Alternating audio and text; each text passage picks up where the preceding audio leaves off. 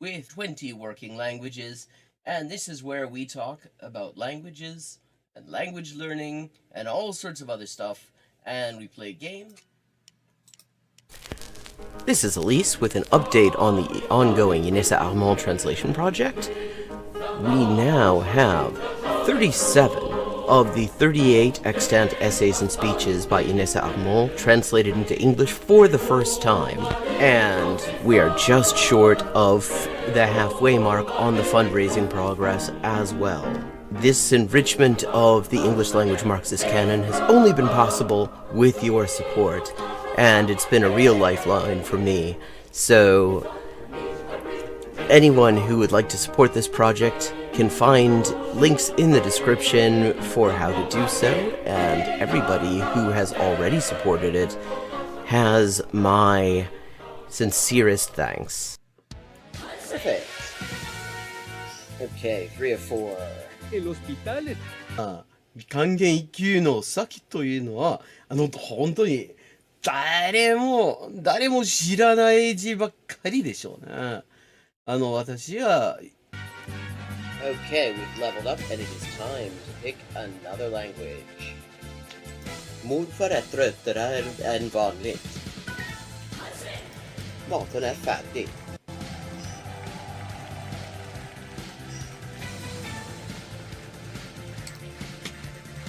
And let's see what we're doing when we get back. Greek. We're doing Greek when we get back.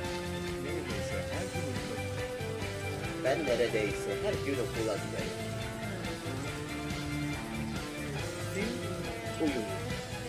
Fun fact. Turkish. Hello, Shakespeare. How you doing? Fun fact, in Spanish, the word for bishop in chess is alfil. And that actually comes from Arabic. Fil. The same word fil as this. Meaning elephant, because the bishop traditionally was to represent elephant units somehow. Similarly, in Russian, the word for bishop is squab, and that also means elephant. This is Elise with an update on the ongoing Inessa Armand translation project. We now have 37 of the 38 extant essays and speeches by Inessa Armand translated into English for the first time, and we are just short of the halfway mark on the fundraising progress as well. This enrichment of the English language Marxist canon has only been possible with your support, and it's been a real lifeline for me. So anyone who would like to support this project can find links in the description for how to do so, and everybody who has already supported it has my sincerest thanks. Ça, c'est ça, que c'est ça, non ça, c'est ça, sol chi sa che nulla sa, ne sa più di chi ne sa. Ecco. Bonjour et bienvenue à Hyper Polyglotting avec Élise. Moi, c'est Élise, traductrice, éditrice et écrivain avec 20 ans de travail. Et ça, c'est la transmission en direct ou en jeu des jeux, surtout Shogi en dernier temps. Et parle des langues, de la linguistique, de l'acquisition des langues. 10-159. Haven't made a huge dent in it, but we're getting there. Okay, gonna do some Chinese now. Nej. Nej. Man. Igen. Jo. 5.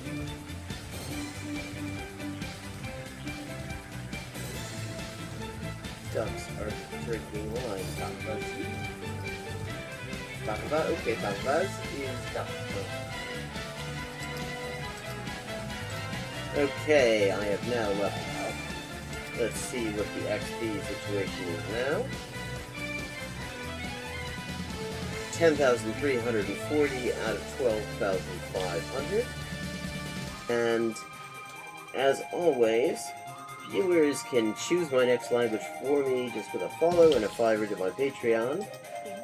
Sotto le frasche del capanno 4 gatti grossi stanno. Sotto 4 grossi sassi, 4 grossi e grassi gatti. Un généreux déjeuner régénéré, des généraux dégénérés. Un généreux déjeuner régénéré, des généraux dégénérés. Facile. Sì, ecco, la gente, è la cosa che mi dice la gente, sempre che scoprisce che quante lingue parlo, io sempre avevo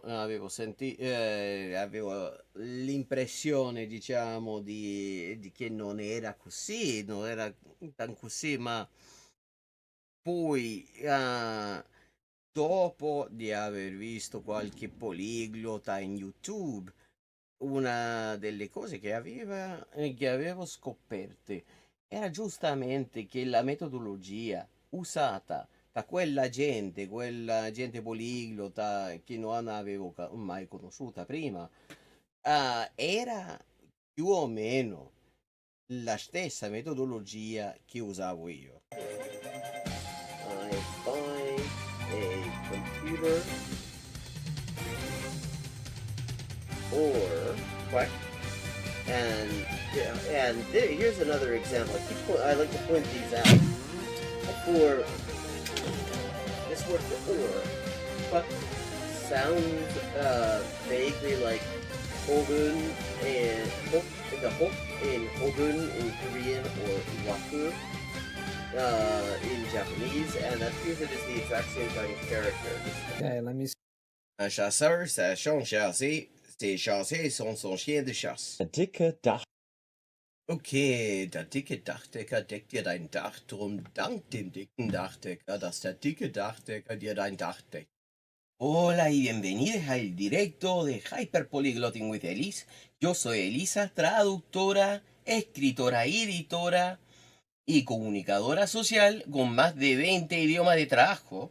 Y aquí vamos a estar jugando videojuegos, sobre todo GeoGuessr, y hablando de idioma, la mejor forma de aprenderlo y caleta más.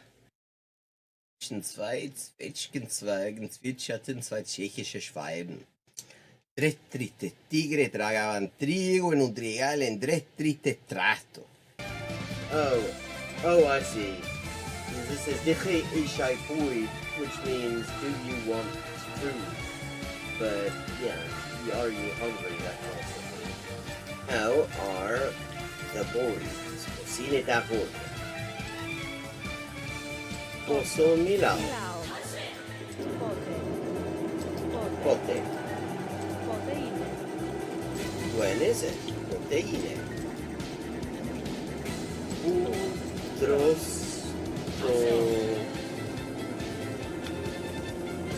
Toplo. In the designated chicken eating area, obviously.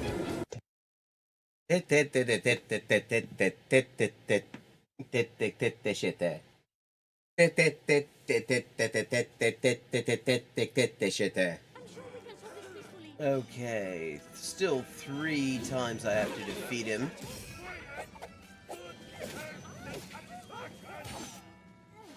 And I don't have a whole lot of health left.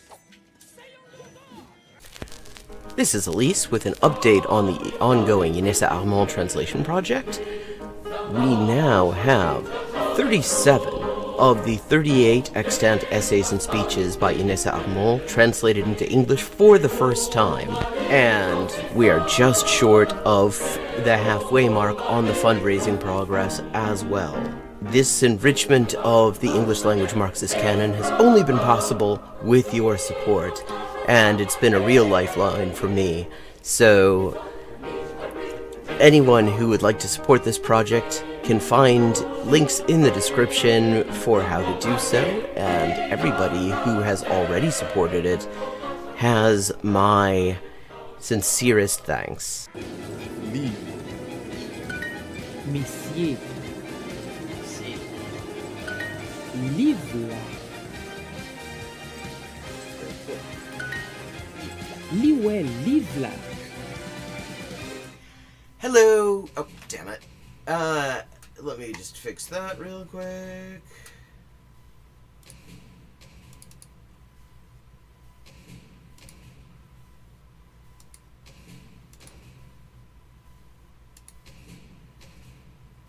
Ah, right. Sorry about that. I thought that I had already fixed that, but OBS decided to show the wrong window. Hello, hello and welcome to Hyperpolyglotting with Elise. I'm Elise, translator, writer, and editor with 20 working languages, and this is going to be the stream where we're going to play some Shogi and look at some videos and talk about languages, and Japanese in particular, and just language learning in general. So let's get stuck in. How's everybody doing on what around here is a very drizzly little day? Chat? Okay, yesterday I did something I have not actually, I don't think in chess or in Shogi, which is I won every single game that I played on stream. That, like, never happens. So I'm on a bit of a streak right now. And I'm very close to promoting up to the next queue. So let's see where we go.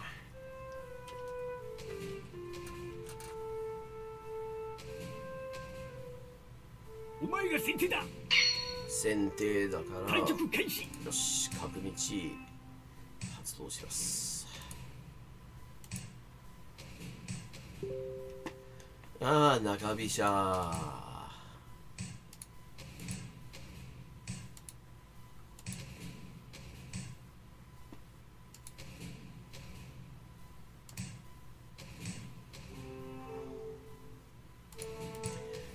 Okay, just getting my basic development ready.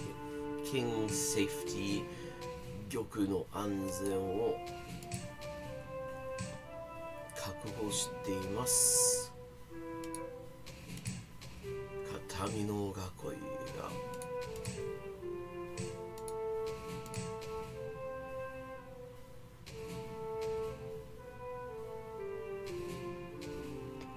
Okay. So my opponent here, Shun 4876 is also taking up a fair bit of space in the middle. This looks like it could be a pretty attacking game we've got going on here.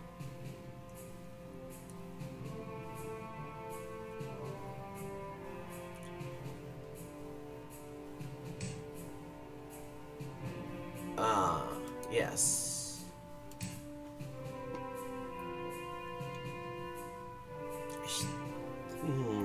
ひときわかく。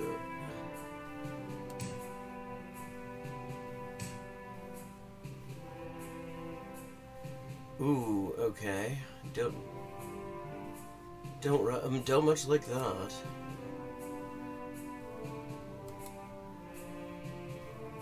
Let me see. Suppose.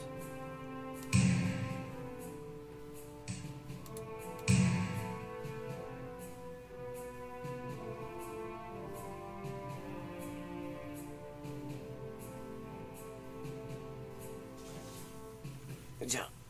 片身の囲いはお次ですね。違います。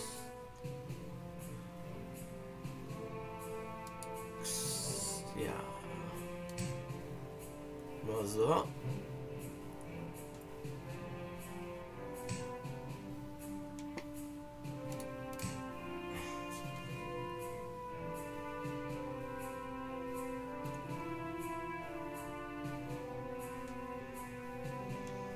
Okay.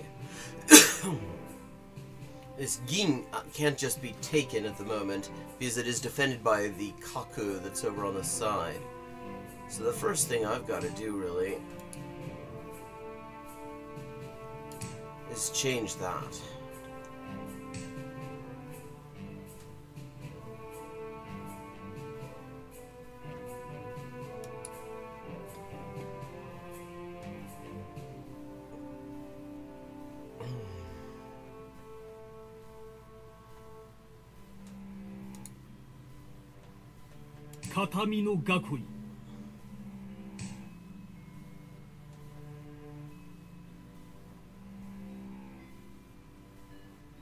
Okay.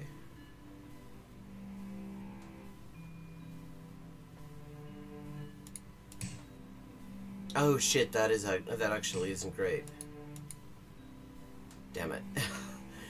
Okay, that was not a really good move just now.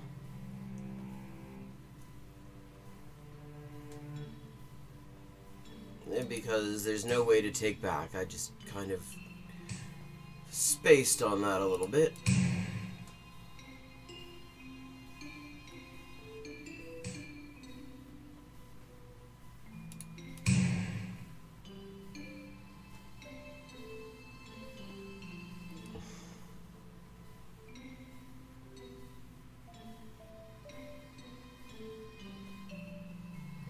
How's everybody doing today, chat?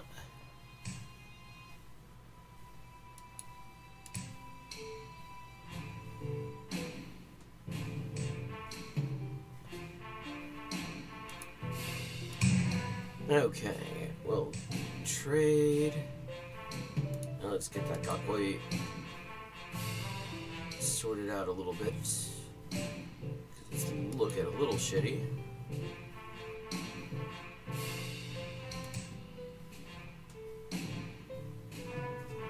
Hey Badger, how you doing? Ah, okay. Well.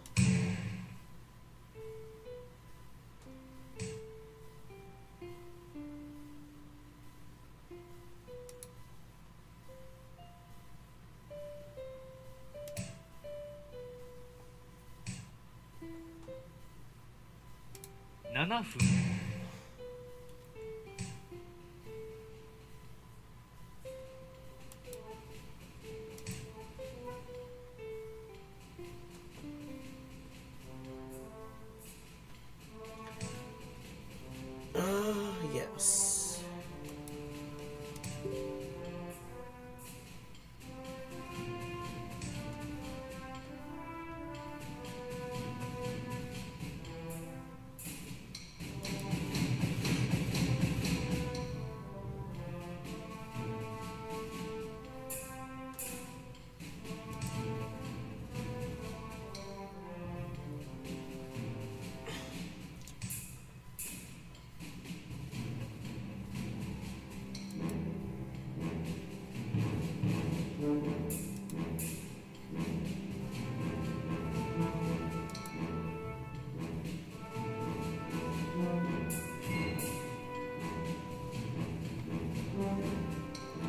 Okay, now my problem is I don't really have a great way here to maintain the sort of mutual defense situation that I've got between my Kaku and my Hisha.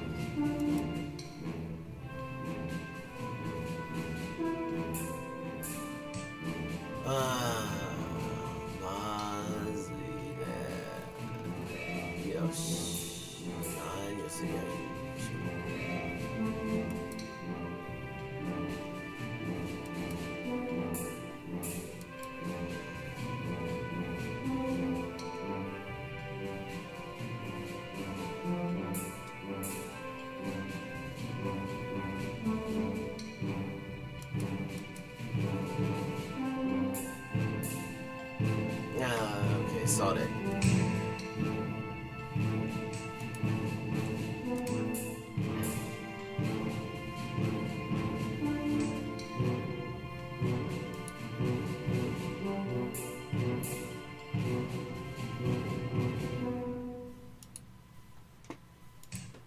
Oh, thank you.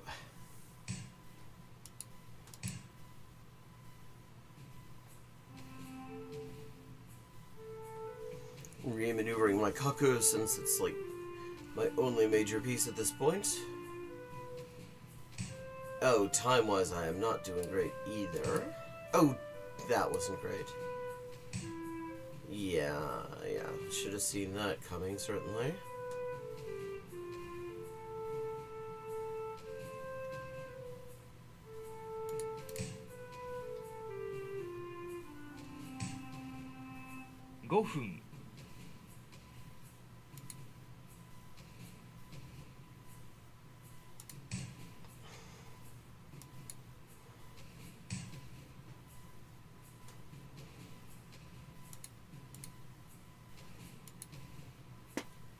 Yeah, today I do not think I am going to do another all-win streak.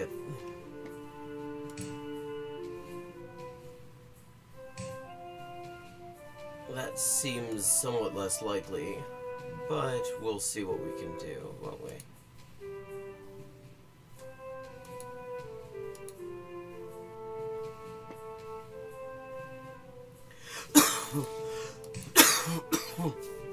Yeah, that channel is amazing. They're just great, just really great videos, really well thought out, really well presented.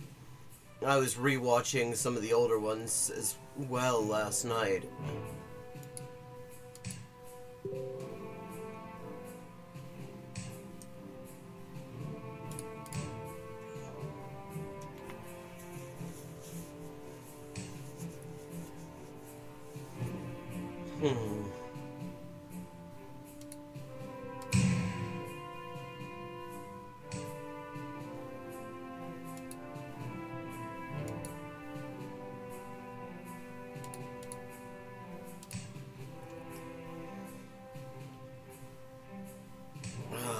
くそ。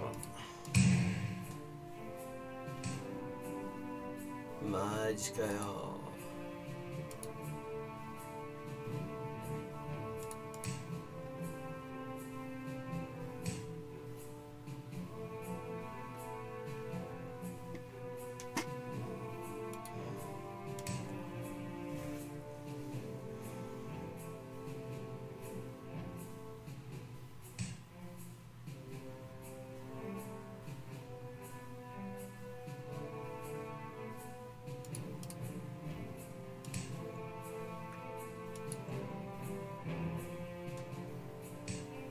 Yeah, that was coming.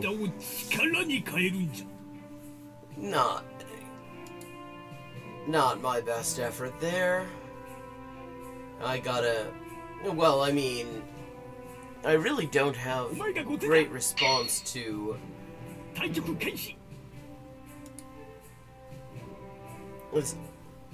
the situation of the Ai Nakabisha, where you have the Hisha, both of them in the middle.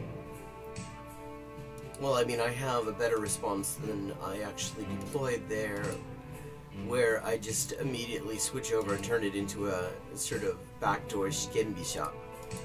And that has its advantages.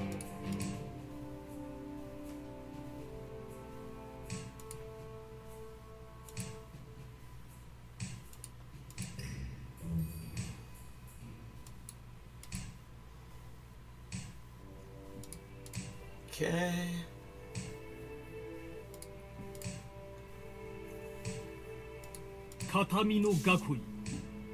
Okay, that's King's safety is not an issue for the moment.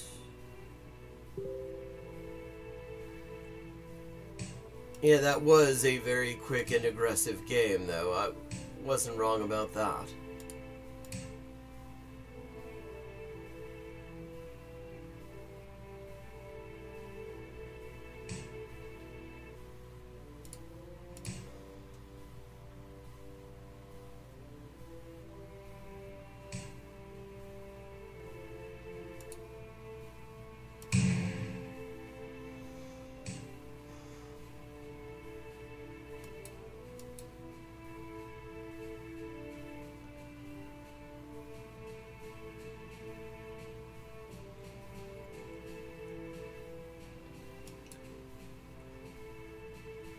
Okay.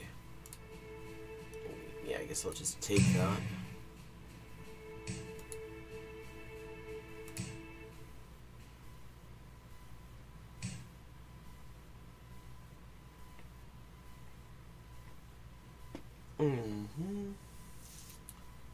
Okay.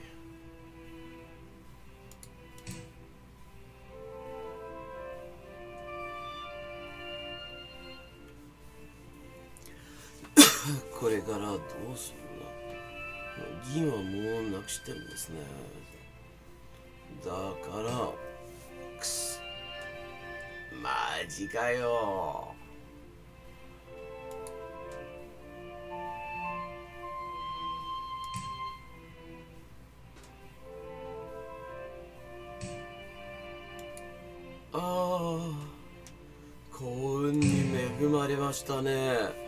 Could have.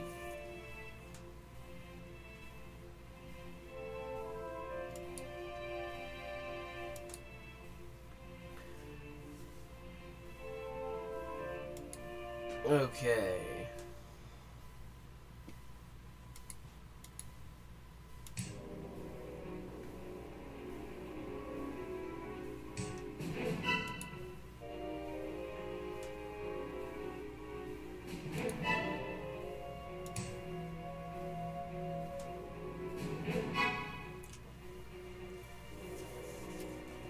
Hey, Riveroon, how you doing?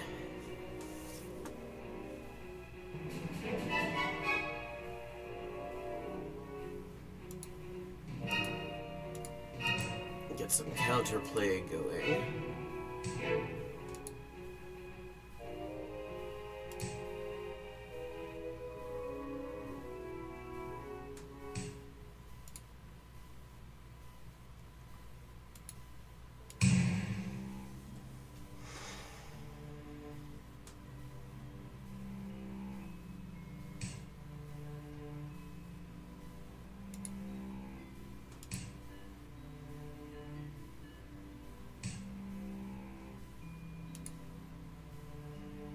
Yeah, that's not what I was trying to click.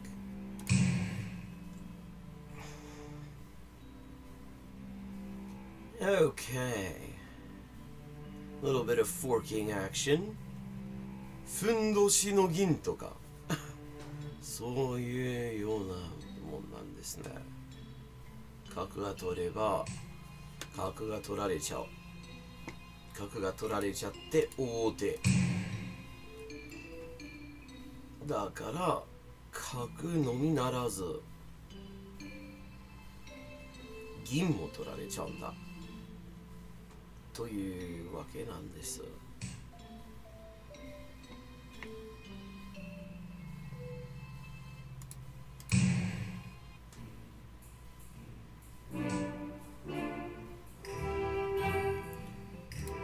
よし、なり。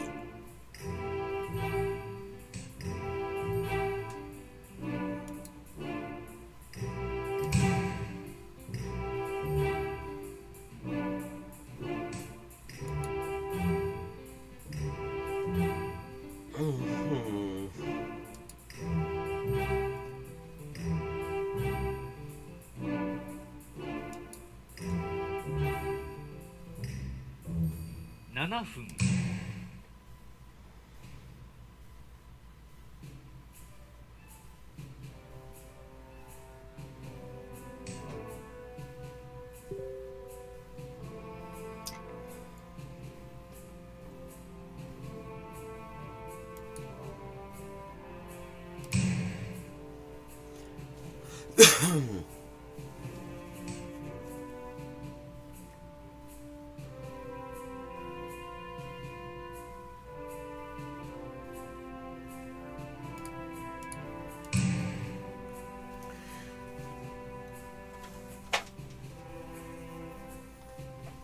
Oh, I'm hanging.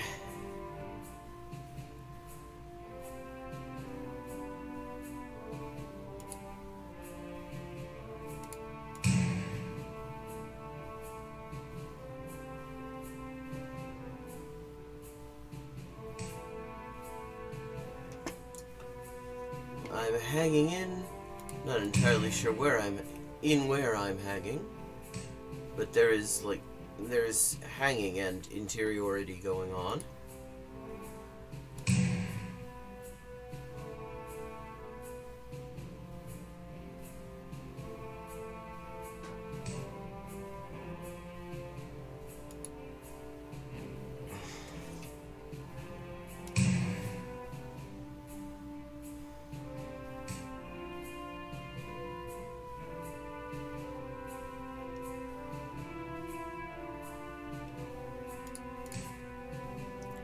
Okay.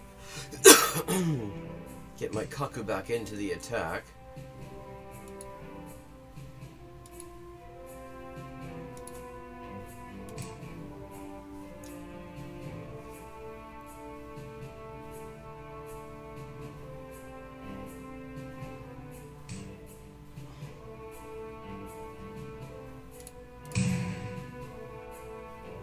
go. これから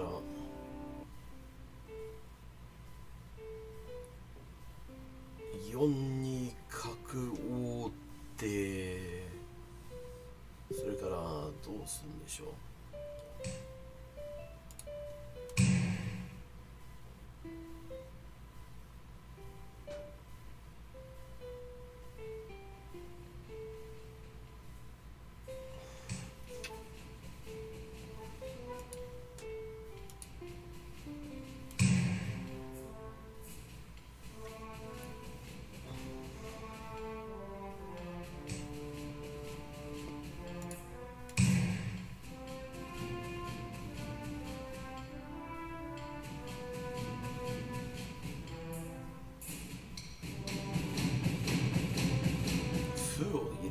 Okay, I don't think there are many options left at this point for Puri Puri. Puri Puri さんはモチーフを竜と玉の間に置くしかないでしょうね。それからよし待ってました。ビクトリー。 Okay. Good start. Oh wow, I am getting very close to promotion. 88.9%. I did have a good day yesterday.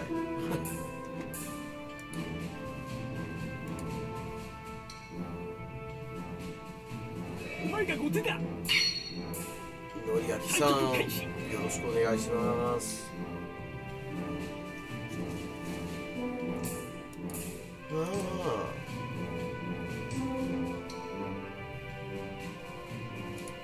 Yeah, especially in Britain because of the badger cull that the Tories came up with as supposedly a way to deal with bovine tuberculosis, except it was known for a fact that that was nonsense. It was mostly a way to give their posh mates a hunt to do that was legal since fox hunting was banned.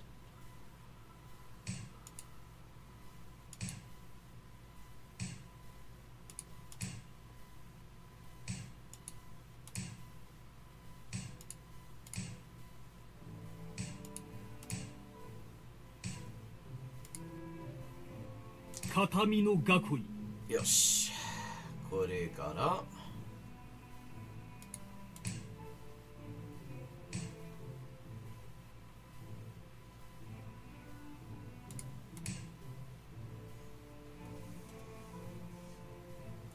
Yes, cull Tories, not badgers, was a big slogan for a while there.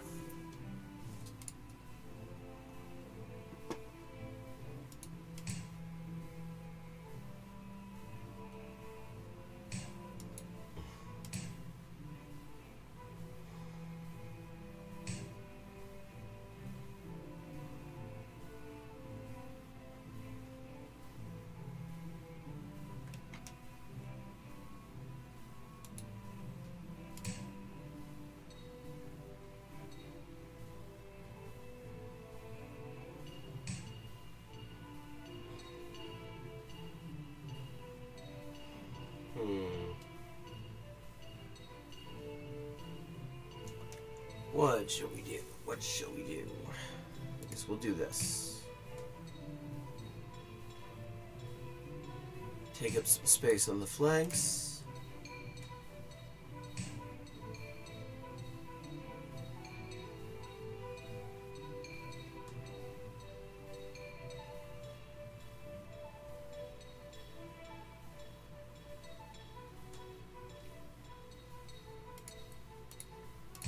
King, a little escape room there.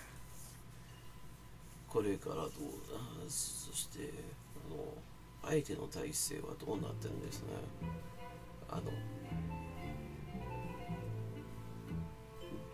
棒銀なしの飛車体勢とちょっと危ない玉のポジションですね。これからその金は進む道はないんですね。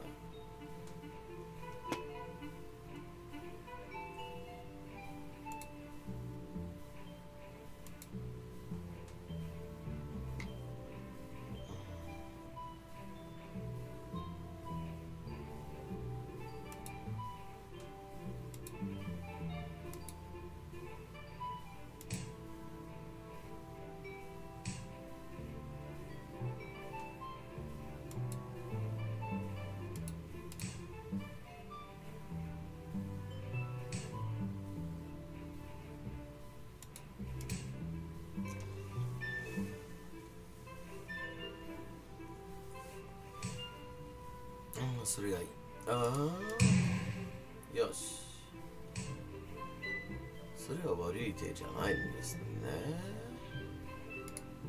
よし。これから突き進んでいきましょうね。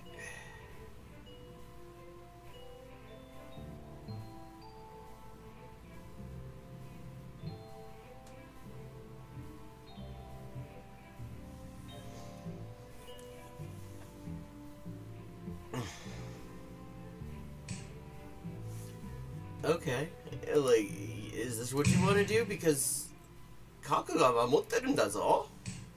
よし。ごちそうさま。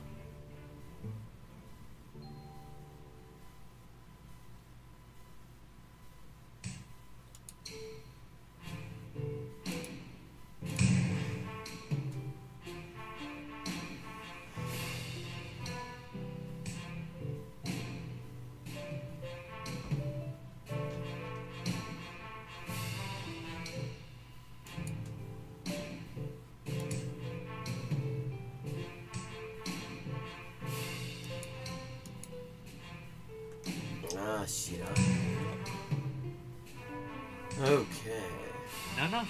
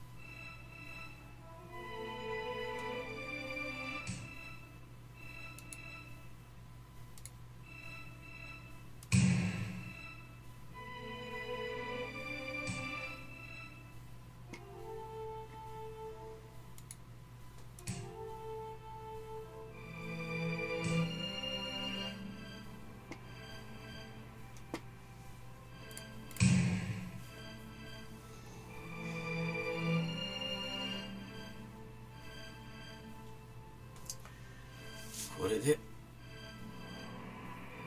なんとかなるでしょうね、攻撃的には。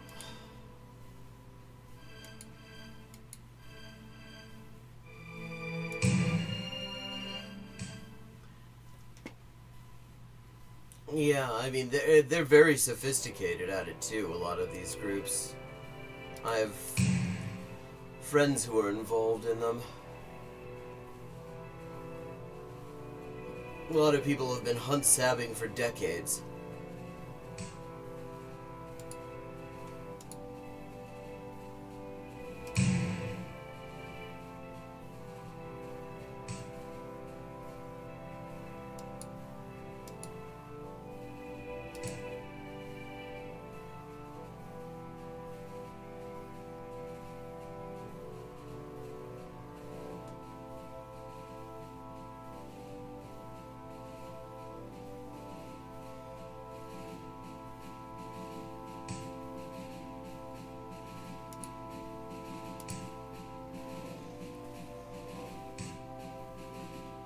なあ、これなんだ？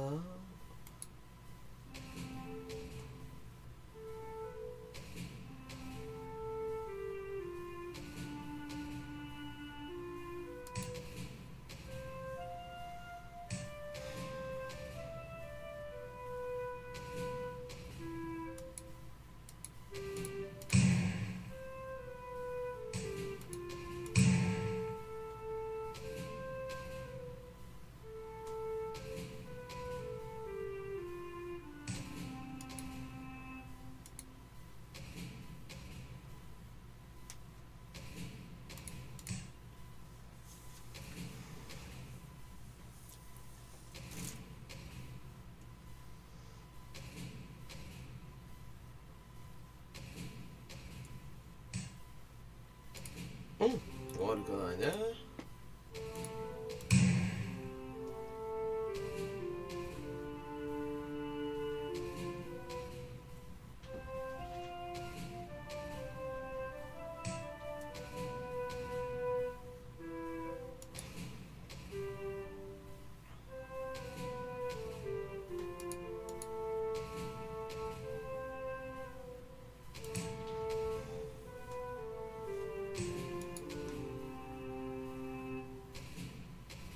5分。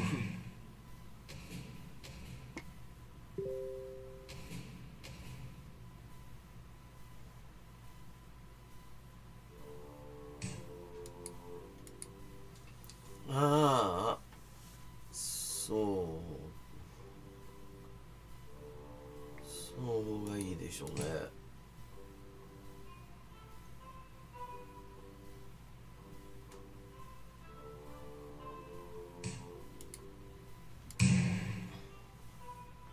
じゃあ道が空いてます。ああ、でもさ、それはちょっとやばかったんですね。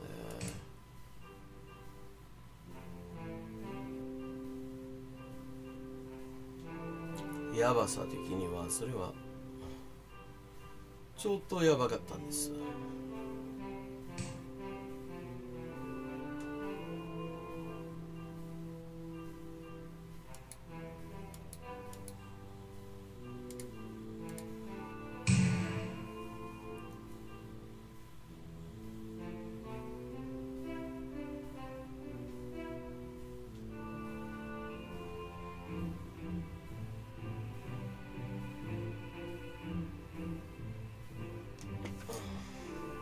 角で取れば角がパクられる。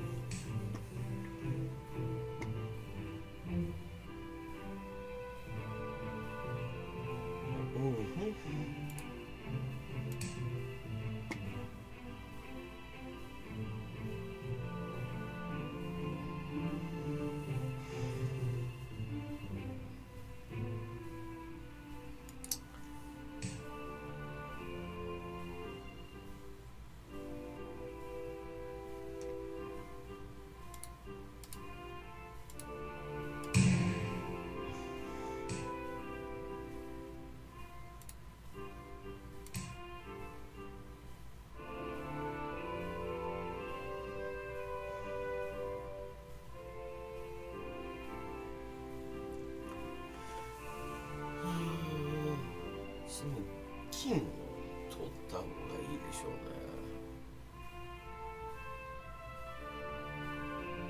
ああ、だけどさ、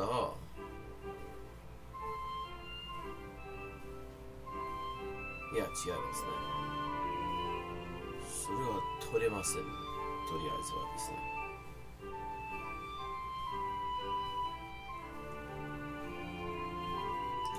I mean, there are people who did, unfortunately, but a lot of hunt sabs actually got involved in sabotaging that too. Is my recollection of it.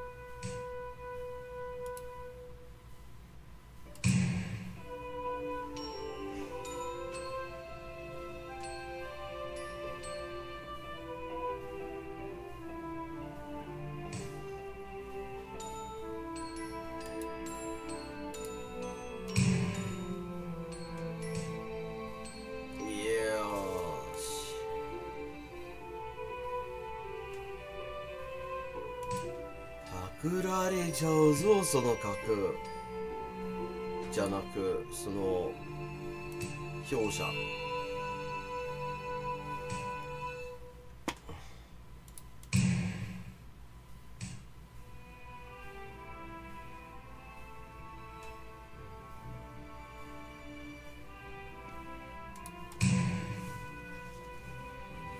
Okay, the time difference has 3分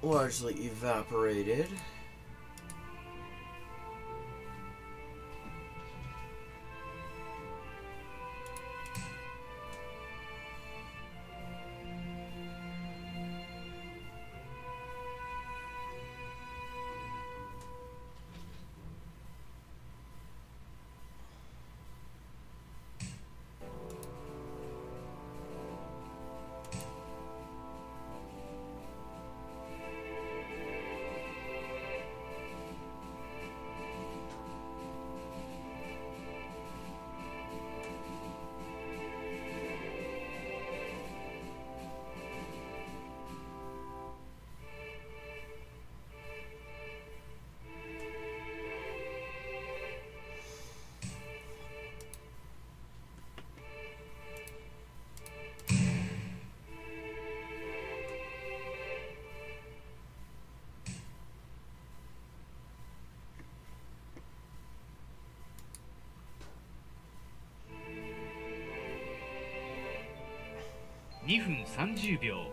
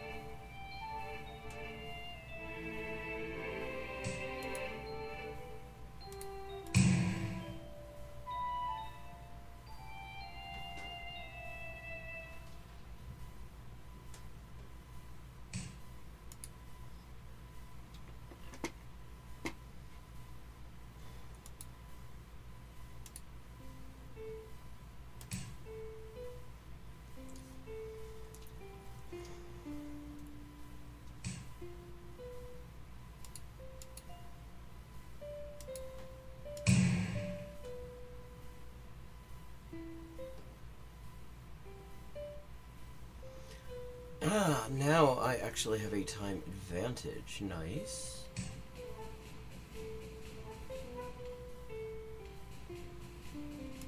2分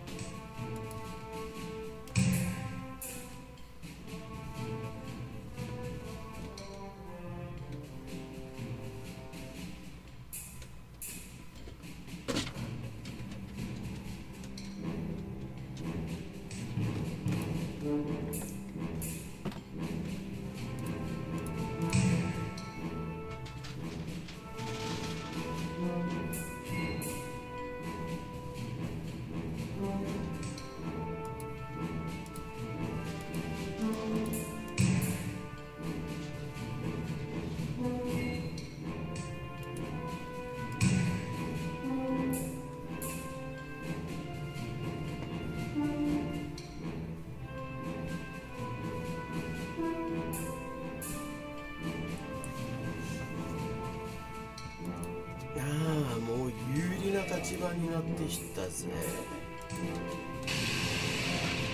厳しいあまりに厳しい戦いだったがよく頑張ったな。よ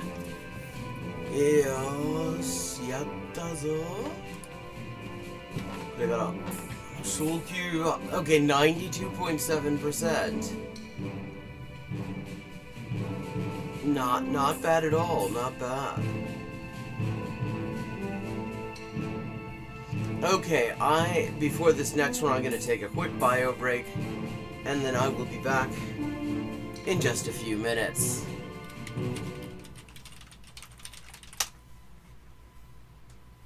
Hi, and welcome to Hyperpolyglotting with Elise. I am Elise, translator, editor, and writer with 20 working languages, and this is where we talk about languages and language learning and all sorts of other stuff, and we play games. This is Elise with an update on the ongoing Inessa Armand translation project. We now have 37 of the 38 extant essays and speeches by Inessa Armand translated into English for the first time. And we are just short of the halfway mark on the fundraising progress as well. This enrichment of the English language Marxist canon has only been possible with your support, and it's been a real lifeline for me. So anyone who would like to support this project can find links in the description for how to do so, and everybody who has already supported it has my sincerest thanks. Perfect. Okay, 3 of 4. El hospital 還元一級の先というのは、本当に誰も知らない字ばっかりでしょうね。私は Okay, we've leveled up and it is time to pick another language. Morfar är tröttare än vanligt. Maten är färdig.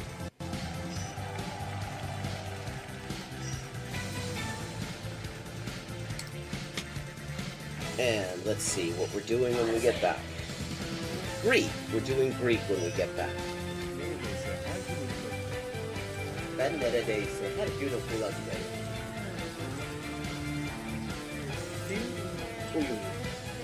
Fun fact. Turkish. Hello, Shakespeare. How you doing? Fun fact, in Spanish, the word for bishop in chess is alfil. And that actually comes from Arabic. Fil. The same word fil as this. Meaning elephant, because the bishop traditionally was to represent elephant units somehow. Similarly, in Russian, the word for bishop is sword, and that also means elephant. Okay. This is Elise with an update on the ongoing Inessa Armand translation project. We now have 37 of the 38 extant essays and speeches by Inessa Armand translated into English for the first time, and we are just short of the halfway mark on the fundraising progress as well. This enrichment of the English language Marxist canon has only been possible with your support, and it's been a real lifeline for me. So anyone who would like to support this project can find links in the description for how to do so, and everybody who has already supported it has my sincerest thanks. Ça, ça, ah c'est ça, ça, que c'est ça, non ça, c'est ça, sol qui sa, che nulla sa, ne sa più di chi ne sa. Ecco. Bonjour et bienvenue à Hyperpolyglotting avec Élise. Moi, c'est Élise, traductrice, éditrice et écrivain avec 20 ans de travail. Et ça, c'est la transmission en direct ou en jeu des jeux, surtout Shogi en dernier temps. Et parle des langues, de la linguistique et de l'acquisition des langues. 10-159. Haven't made a huge dent in it, but we're getting there. Okay, gonna do some Chinese now. Nej. Nej. Come on. Igen. Jo. 5.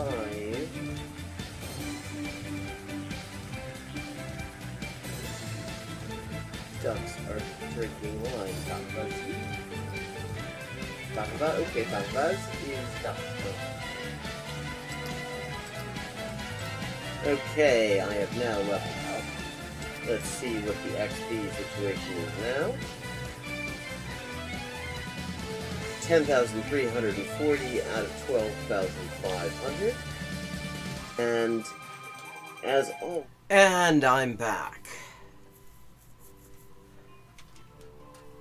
So, I think I've got one more free game on here. And let me just say, if you enjoy the stream, please consider supporting the stream if you can. It is always appreciated. It kind of helps me keep going.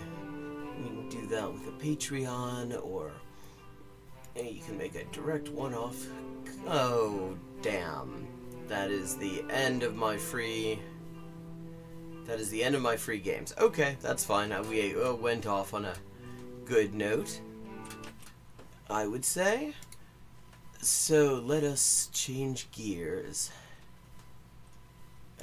Where's the window I actually need? Here we go. Videos.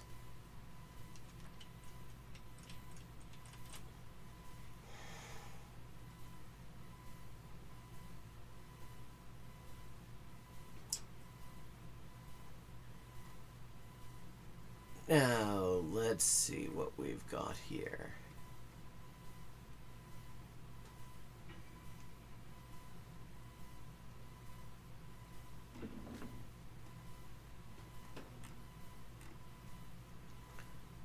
Okay, this was a really interesting video. This is from a channel called Mr. Fuji from Japan, and it is talking about sort of the attraction of the Japanese language for people who have learned it. And I thought it was very interesting because some of the things that it said very much are things that I myself very much identify with. And I thought we might check this out. And okay, let me get the chat widget where I can see it. R. Always on top. There we go.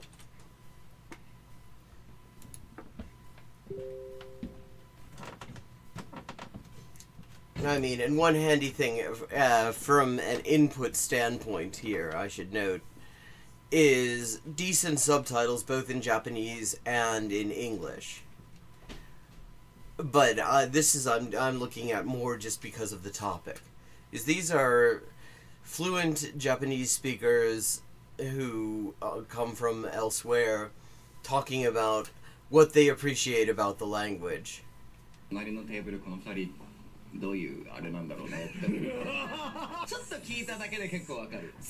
I mean, and what he just said is very true. Like, you can, in Japanese, you can tell so much more about the relationship between two people just by listening to, like, the verb forms they're using than, say, in English.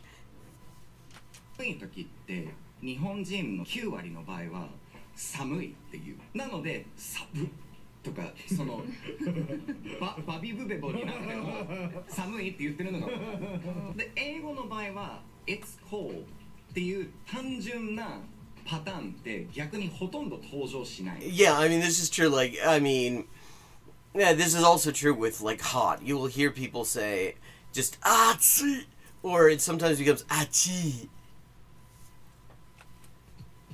こんにちは全人類と友達になる男僕がミスター富士ですそしてアナですマイです and today back our very very special guest ニコラス・エドワーズですよろしくお願いします Yeah, I mean, and his Japanese is really very good as well. いやもう本当ありがとうございます戻ってきていただきましてとんでもないですこちらこそとても楽しかったので好評につきあ好評好評につきですよね前の動画もし見てない方がいたら絶対に見てほしいんですけどニックとね撮った動画でプロ歌手のニックが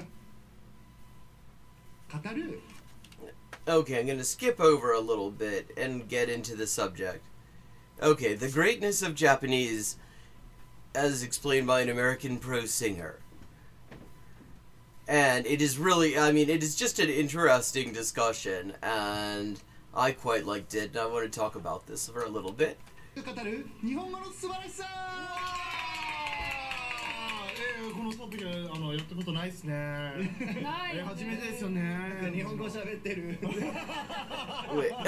近日本語で喋ってくれてる。日本語についてのねトピック今まで何回もやったことあるんです。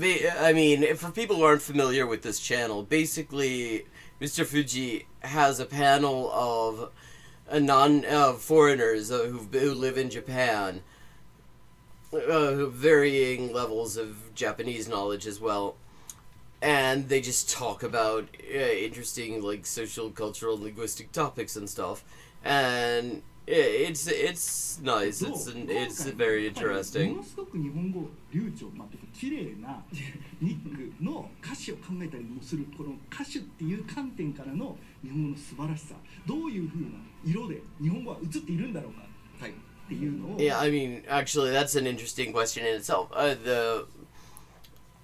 Like from the standpoint of somebody like who is a singer or a songwriter, you do really there is a lot more freedom in terms of how you do certain things because of the way syllables break down and stuff like that, and the fact that a lot of words rhyme because a lot of words end in the same thing. They end in e or they end in sounds and stuff like that.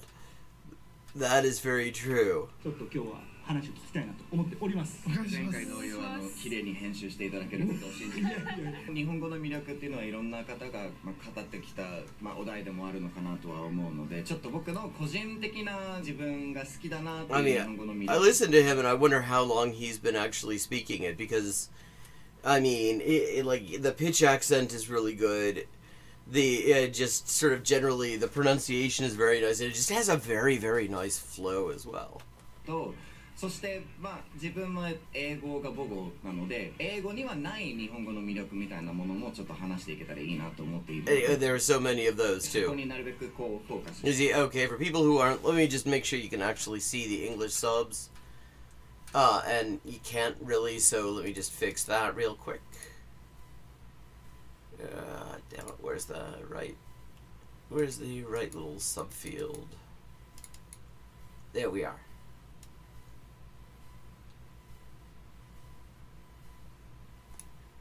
Let's see, maybe move my head someplace else.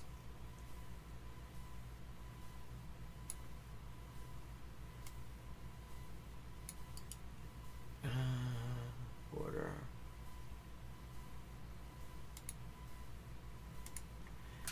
Okay, there we go. So you can actually see the subtitles here as we watch this if you don't understand Japanese. And I'm gonna just comment on this panel. Yogo there.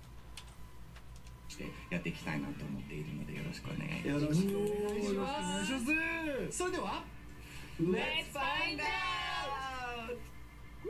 I mean, this reminds me of sort of World of Dave, which is a channel in South Korea that is in Korean, and the presenter, the guy, the eponymous Dave, is a guy from, I think, Atlanta, who's lived in South Korea for quite a long time, and they do very similar things. The style of it is very much alike, including the subtitles.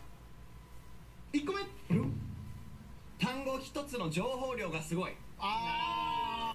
This is true. I mean, the amount of information density you get in Japanese is incredible on all sorts of levels because, I mean, it's not just about like the number of syllables you need to communicate a concept, but based on your choice of which particular collection of syllables to communicate that concept with, you get all sorts of additional stuff. もうちょっとこう長くすると単語一つで人物像と関係性が伝わるっていうのが、日本語にあって、Yeah. 英語にはない魅力。特に Very 日本 true. 語の勉強 Like, so what he's talking about is, like, yeah, through choices like what first person pronoun you use. I mean, you have, like, reactionaries complain about, oh, these pronouns, I hate fucking pronouns. Like, I mean, it's, like, and people acting like that's so complicated and everything. In Japan and a lot of other places, it's not just, like, third person pronouns you have to, like, select, and there are lots more of them. you also have to like select a first person pronoun, for example, and you communicate something about yourself and about the your relationship with the people in the room by which one you choose.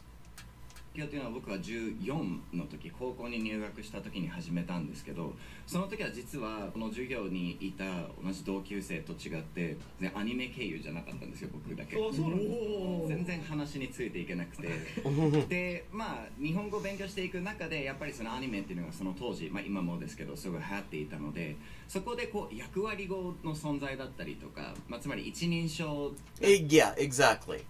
Like, if somebody calls themselves watakushi, you're hearing they're trying to be very polite and formal and stuff, and or men using watashi versus boku and versus ore, and then there's things like watashi, atashi, atai, uchi. Or using, I mean, this is particularly common amongst girls and women, you just using your name as a first-person pronoun, which is often just a way to be very cute. For example, and, I mean, there are all these choices that tell you a whole lot about what's going on between the people in the room. だったり独特な敬語の使いこなし方だったりとかっていうので、まあ、お嬢様だって分かったりとか、まあ、逆にちょっと乱暴な男だって分かったりとか、おばあちゃんおじいちゃんの田舎のオラはとか、なんかワイワイはみたいな、そういう一人称でまず人物像が伝わること、まあ、人物像っていうのはもう性別が伝わったり、まあ、またはこの性別の人があえてこの I mean, this is one of the things in terms of like sort of the creative aspect of it. He says the information you get from the fact that someone of this gender is deliberately using this first person pronoun. And what he's talking about here is there are first person pronouns that are kind of gendered. Like you will almost never hear women say ore, for example. Which is funny because originally, ore was, in fact, used specifically by women. We're talking hundreds of years ago. And you will pretty much never, you won't generally, straight men in particular, will not hear calling themselves atashi. And stuff like that. And so you can kind of be very creative about gender presentation on a whole different level that English doesn't really offer, that like Western European languages in general don't really offer. 一人称を使っていることで得られる情報だったりとか、まあ、年齢が伝わったりとか立場が伝わったりとか、そしてその人が相手と喋るときにその二人がどういう関係であるのかっていうのが敬語の度合いだったりとか。Very true. I mean, you get a lot more information about where you stand and where other people stand in a relationship from the way, from like politeness levels and verb forms and pronouns that are being used. There is a great deal of clarity that provides. まあ選ぶ言葉で結構分かったりするっていうところがあんまり良くないことなのかもしれないですけど、例えば居酒屋で飲んでて隣のテーブルこの2人どういうあれなんだろうねってちょっと聞いただけで結構分かる。Yeah, I mean, it is great for eavesdropping. 男女で来ていて片方が敬語だった場合とお互いに敬語だった場合はさっき A さん出口とかで初めてってやったお二方なのかなみたいなとか片方が敬語だった場合にもしかしたら会社のなんかご上下関係がある方々なのかなだったり。I mean, and it's all throughout the language. Like every single aspect of it includes bits of this, because I mean, like I was mentioning pronouns, but you've also got verb forms, and then there are special like honorific verbs and things like that that are brought out at particularly special occasions when somebody's looking to be particularly formal and polite.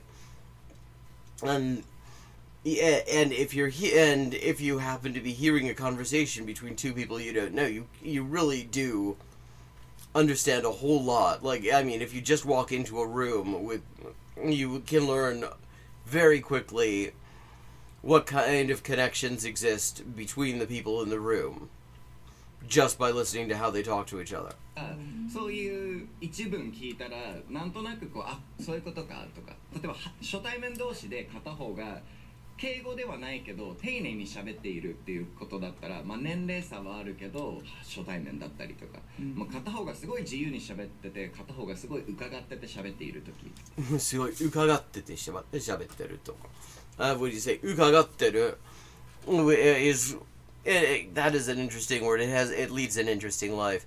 Because 伺う it can be a polite word for like listening and visiting, but a lot of the time it is also used to indicate like very carefully sounding something out, very carefully figuring out what's going on. その要素を伺うとか。はこう力の上下関係があるんだろうなっていうことが伝わったりとかそういうことは英語のバーで隣 I wouldn't have translated that necessarily as power imbalance. I would have said hierarchical relationship. But の yeah. 話を聞いててもすぐには何もわからない。その実際に話している内容 I mean, I would say it depends a little bit on which English speaking place you're in. If you're in Britain, for example, and you go into a pub, certainly you can tell a fair bit from accents because there are just so many of them. And I mean, but in the U.S. Or Canada, not so much. は組めないというかそのこういうことなのかなっていうよりももう天気の話してたらもう天気の話をしてるっていうことしかわからないのでそれがまあ日本語のすごく面白いところの一つだなっていう。もう今の話を今日体験したと思っててミクさんと今日初めて会ったんですよね。でずっと日本語で喋ってて、でお互いかなり硬い敬語で話し合ったんです思ったんですけど、もし初対面で最初から英語で話してたら第三者から見てこの2人初対面かもって絶対にわからないと思います。Yeah, very true. 聞こえない限りはただの普通の会話の英語だったら I mean, and this is why I don't know if this is true of other people who have multiple languages that they live in. But I personally find that whatever language I sort of establish a relationship with someone in is the one that I feel the most natural talking with them in. So if if I start out like talking with somebody in English and we've known each other for a few years, even if we both know say Swedish or whatever, then it actually feels kind of awkward because it's just not the normal medium of the relationship or something like that. Because I mean, part of it is what they're talking about, because you get a different sense of what's going on in a relationship depending on the language that the people are using, whether it's like Japanese or Italian or English or Korean or whatever. Like, if I've always talked to somebody in English and we both speak Japanese, you suddenly have to make a lot of choices in the relationship in terms of the language that you're using that you would not otherwise have to, like if you were talking in English, for example. 全然関係性が伝わらないと思います。会社の関係かどうかっていうのを本当に知らない2人がそこにいたらもう会社の話をしてくれるまではわからないその関係性っていうのが日本語だったらもうはい言ってる時点でこの人に対して従順だったりというかその従っている感じがあるんだな。 Okay, skipping ahead a little bit. If my mouse will stop annoying me for a second.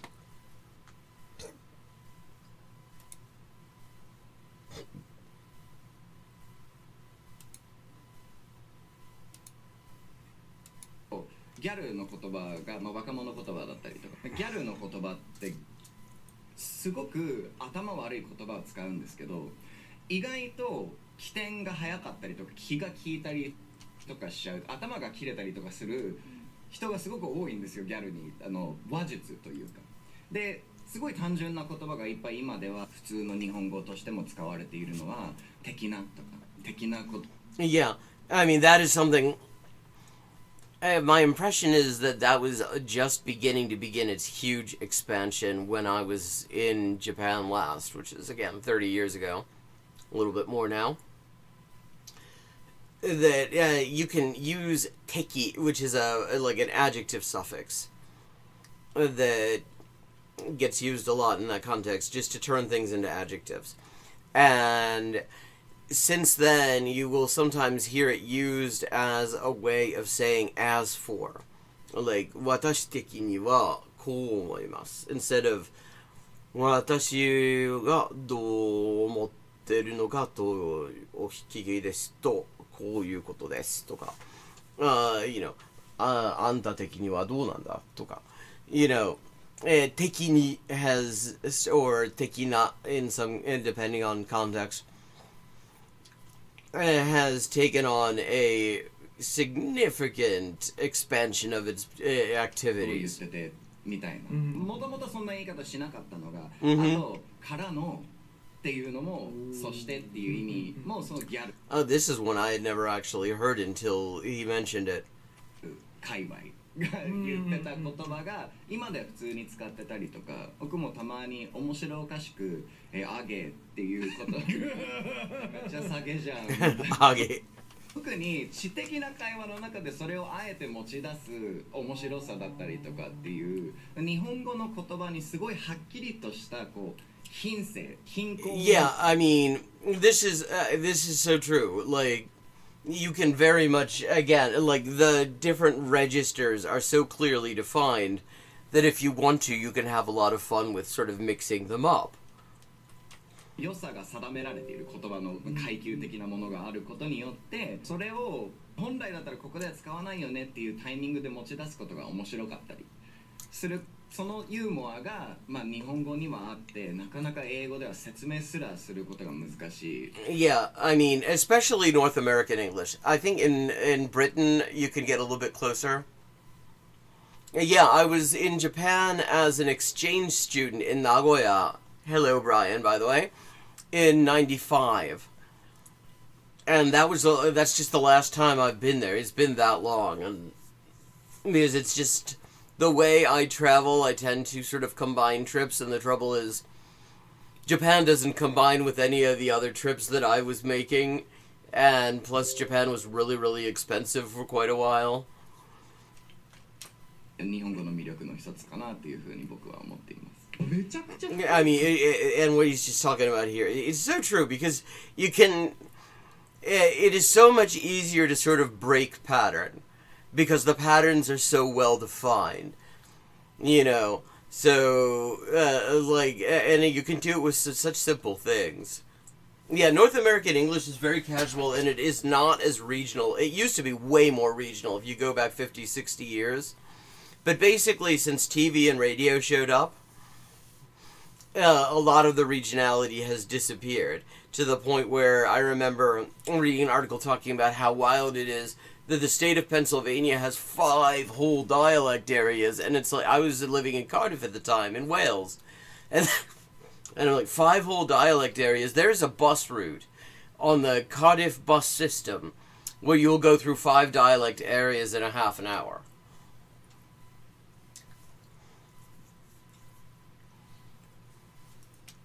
ねでもこれねなんか日本文化っていうのがやっぱりこう共通しているもの、鎖国が長かったりとか、まあ、地理的にもこう孤立した土地だったりしたっていうところもあると思うんですけど日本人が長いことを基準とした経験っていうのが他の国に比べて共通しているものが多いと思うんですね。Yes. 何を食べて育ったとか僕ら世代で言ったらどんな子供の時の番組を見て育ったのかとかどんな音楽が流行ったとかちびまる子ちゃんとかとかだとやっぱりいろんな民族の方がいるのもそうですしいろんなこう文化がその民族と関係なくてもこう入って出て入って出てみたいな Yeah. なので I mean, this is very true. I mean, like, even within the same city.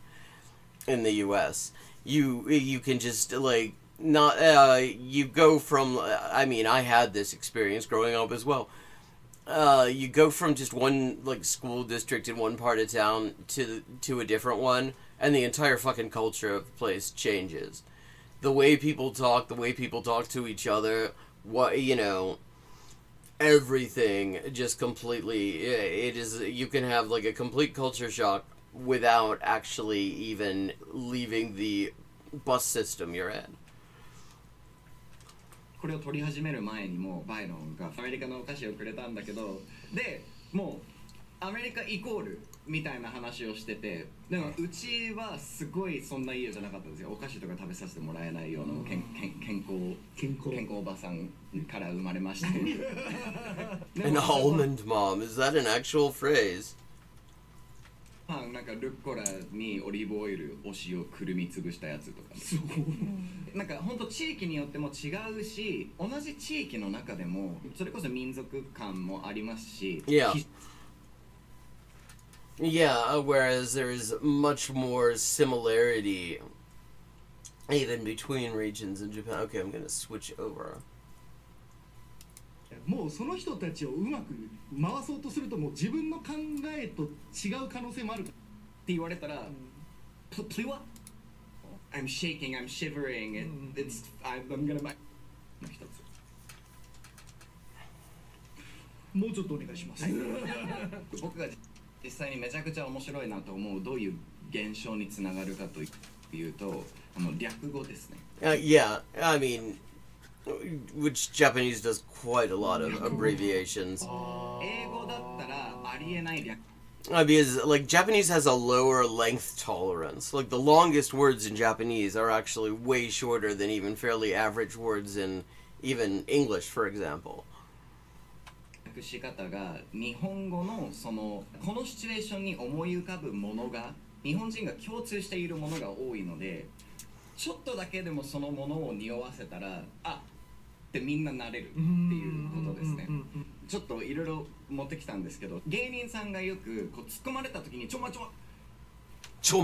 for ちょっと待ってって言うじゃないですか、めっちゃ。ちょまると言えばいいんですね、それ。でも日本だったらそれが芸人さんで突っ込まれた時にちょっと待ってってよく言ってることをみんな知ってるから、ちょまって聞いただけでちょっと待ってって言ってるのが伝わる。いや、寒い時って日本人の多分9割の場合は寒いっていう。Okay, yeah. なのでサブとかバビブベボになっても寒いって言ってるのが分かる。で英語の場合は It's cold っていう単純なパターンって逆にほとんど登場しない。Yeah, that is true. I mean, you almost never hear people just say that. People say all sorts of things but that. Well, I mean, in Japanese, like, it's the same thing with, like, hot. People just say, achi, achi, toka. And it's just the adjective, but said with feeling. しないから、It's cold は当たり前だから、Oh my god, it's freezing. Oh my god, I'm gonna die. とか、なんか、I'm shaking, I'm shivering, it's blistering. とか、いろんなもうなんか、もう100パターン。Yeah, whereas a lot of the time, the way this sort of thing is communicated in Japanese is just like with different sort of phonetic variations on the basic word. I'm melting, I'm sweating, it's hot, it's scorching, it's burning,っていうパターンが日本語みたいに1割たまに独特な表現もし出す人がいたりするのではなくて、結構全部1割ずつぐらい使われているので、サブってクッって言われたらってなる。Yeah. ちょまって言ってプリって言われたら。プリは。プリは。Please wait, please wait. 絶対通じない。ちょっと待ってよってこの場合は漏れなく言うから、ちょまでもちょっと待ってが伝わる。I mean, sometimes you hear it shortened to just like ちょ。で、この場合ほとんどの人が寒いとかすごいって言うからだけでもすあごいやば。って言ってるし、寒とか言わなくても外出て後ろから寒って聞こえて、あ、寒いんだねシチュエーションで言う言葉が大体一緒だからってことなんですね、うん、だからそれに対しての短縮系とか変化系だからみんなピンとくるだろう。でいろんな Okay. I'm gonna just link that video in chat again, and we're gonna look at a couple of other things in our what's gonna be like our last hour or so.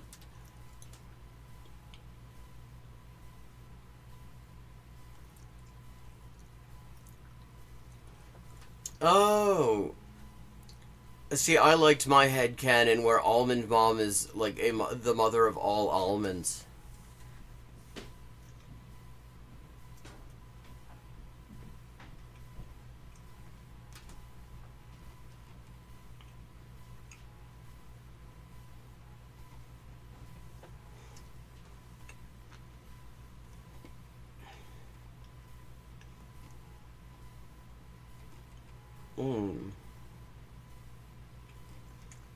See what we've got here.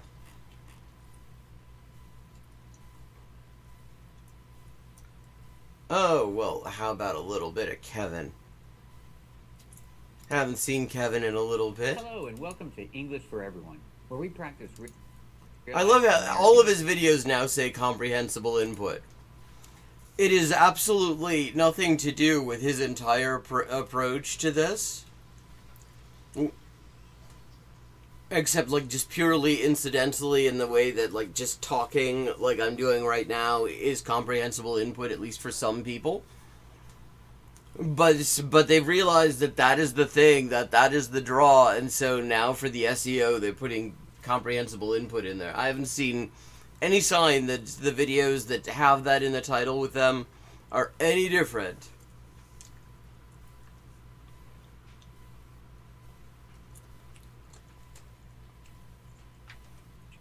Today we're going to learn to avoid some important mistakes. So let's get started.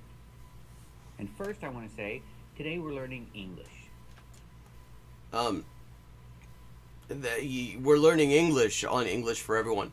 Got that, chat? There, we're learning English here today on English for Everyone, as opposed to like the other days, I guess. We're not learning textbook English. We're not learning classroom English. We're learning real life English. Is there a difference between textbook English and classroom English, though? And this is just wrong. This right here is paper towel. This is paper towel. Can you describe this paper towel for me? This paper towel is white. I cannot say this right here is paper towel. I mean, it depends. Again, this is one of like his favorite things to do. When people are sort of pointing to things and trying to emphasize the word rather than like the article, and people will say like, yeah, this is paper towel, like to just emphasize the name. Like people do that actually in very specific contexts. But, I mean, he just loves when somebody leaves out an article. It's like, holy shit, that's going to be content. This is paper towel? Yes, that is paper towel. We cannot say this.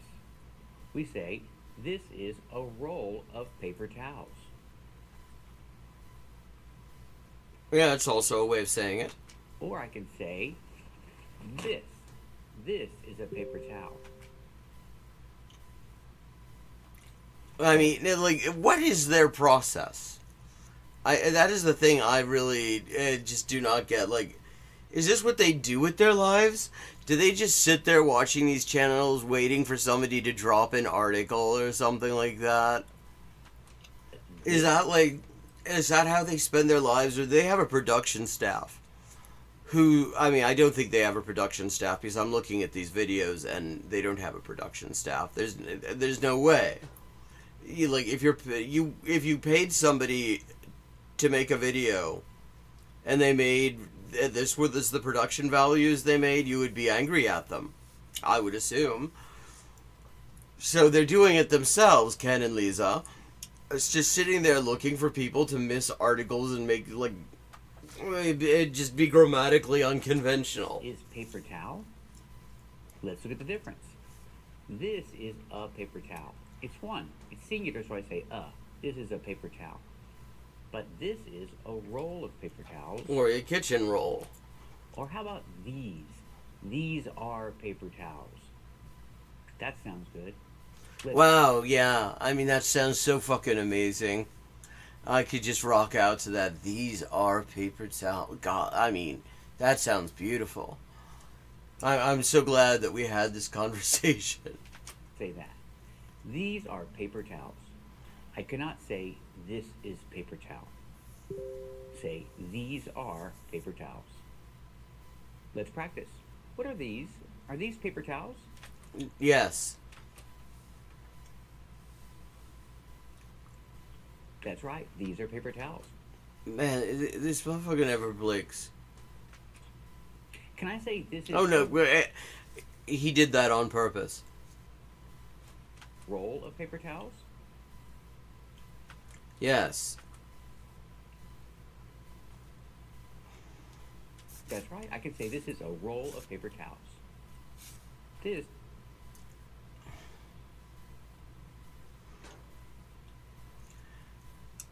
Oh, yeah. Yeah, I would imagine it is allowed by the platforms because there's all sorts of marketing you can do around there. There are plenty of advertisers who will want that space. And that's really all they give a shit about. Also not correct. And this is a checked luggage or a checked suitcase because you check it in when you arrive at the airport. I mean, you wouldn't necessarily... I mean, I will say you wouldn't necessarily just call it that in general. But if you're talking about it in terms of... If you're having a conversation where you're talking about, okay, this is what I'm going to be taking with me into the plane, this is my carry-on, this is going to be my checked luggage or something like that, I mean, then it's not wrong. This is a checked luggage or a checked suitcase? I mean, it's going to be a checked suitcase. Skinny talk, Jesus. That sounds terrible. Okay, a checked suitcase. Suitcase is countable. I can have one suitcase and two suitcases. Well, you can have as many suitcases as you want, Kevin. So if it's one, I have to say a checked suitcase. God, he's just that article dropping. He loves the article dropping. He could just call this channel Article Police. But luggage is different. I cannot say a checked luggage. We cannot use a here because luggage is not countable. I cannot say one luggage and two luggages. So we cannot say... I mean, you did just say it.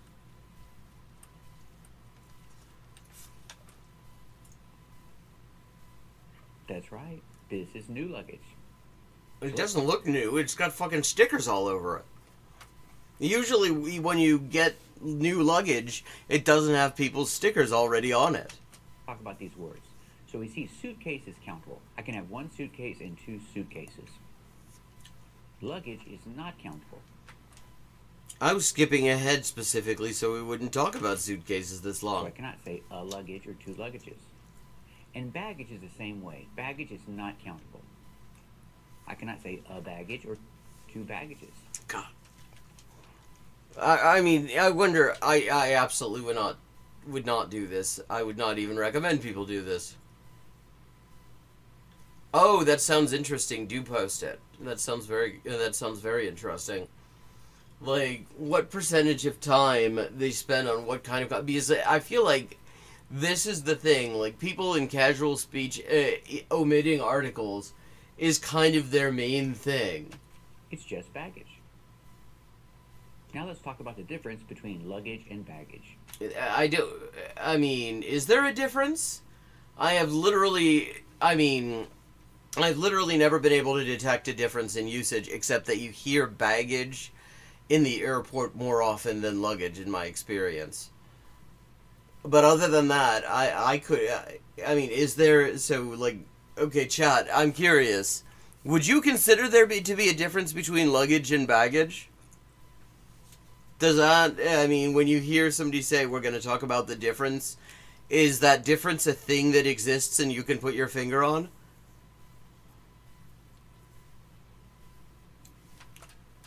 Baggage is a word you see on signs at the airport. The signs say baggage check, baggage claim, things like that. They use the word baggage at the airport on signs. When people talk, we normally don't use baggage. We say luggage. Okay. That is exactly the only distinction I could think of, which is weird when you think of it. Why they call it baggage at the fucking airport when nobody else says that? I mean, like, literally, when I think about the use of the word baggage in just kind of casual English speech, it is always metaphorical. Oh, he brings a lot of baggage to the relationship or something like that. I forgot my luggage. Do people say I forgot my baggage? No, people use luggage. Okay, very true.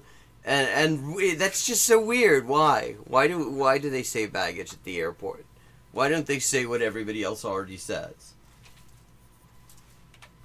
So if you're talking, use luggage. But when you go to the airport, you'll see baggage. But they're referring to the same thing. This is also not correct. I'm gonna bring all my stuff and put it on the floor right here. Okay. Not hearing any problem yet. And then I'll show you me packing my bags in. I'll show you me packing my bags in. Well, it sounded like he cut him off in the middle of a sentence there, Kevin. I mean, and I'm not even sure he said in. That might have been then. It was actually really hard to hear. Packing my bags in? We cannot say this. We just say packing my bags. Well, it depends on what you're going to say after in. It sounded like he just got cut off. That sentence was not over, and maybe it was going to be. And I'm going to show you me packing my bags. Oh, the video audio. Okay, yeah, sure. Like if he's saying, "I'm going to show you me packing my bags in another video," because it didn't sound like "in" was the end of that phrase. Oh, God, the loofah callback. You cannot pack your bags in. Example. She's packing her bags. Is she? I think she looks like she might be unpacking. I cannot say she's packing her bags in, just... She's packing her bags in this picture. Which, again, is what I think this guy was saying. She's packing her bags. Let's practice. What is she doing? Is she packing her bags? Actually, no, she's staring at a skirt. That's right, she's packing her Oh, no, that has sleeves, I think. I'm not sure. bags. She must be going on a trip. And don't say this either. So you guys can see I'm just taking out my clothes from my closet here. This right here is my closet. Okay. So far, so good. So I'm just taking out my clothes that I want and I'm putting it on my bed so that I can bring it to my suitcase. So Taking out my clothes from my closet? Yes, Kevin, people say that, actually. We don't say it like this. We say taking my clothes. Well, yeah, I mean, again, you could very clearly hear a pause. You know, I'm taking out my clothes from my closet. And people do say that, actually, Kevin. Like, so, there are so many things you could be talking about the English language for learners. There's just like I would say an infinity of things that you could be talking about in making content about for English learners.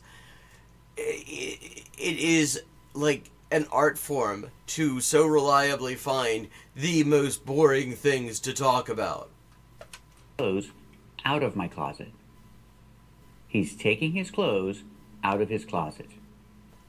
We don't say he's taking out I mean, apart from everything else, like that guy, not familiar with his channel, but I will have to say, he has like excellent English pronunciation if he is not a native speaker, and rather than going, look, he dropped an article, chat, we're gonna look at him dropping an article and talk about that for 10 fucking minutes. I mean, you could have him on and talk about how he managed to develop such good pronunciation and stuff. We refers to Kevin and that red X that's always looking nervous. Clothes from his closet. We say he's taking his clothes. I mean, there's a Phil Oakes song, actually, that has this grammatical... It's called, it was one of his Talkin' Blues, like Talking Birmingham Blues, I think it was. And there's a line, there's our governor here, he's no fool, he's keeping out kids from our school. Like, literally, that is the same grammatical construction, and that is a native speaker doing it. So, yes, people actually do fucking say that, Kevin. Out of his closet. Use out of, not out from. Let's practice. Is he taking his clothes out of his closet? No, not in this picture. He's pointing at clothes on a bed. I'm glad that you brought this up, Kevin. I hope I've cleared it up for you.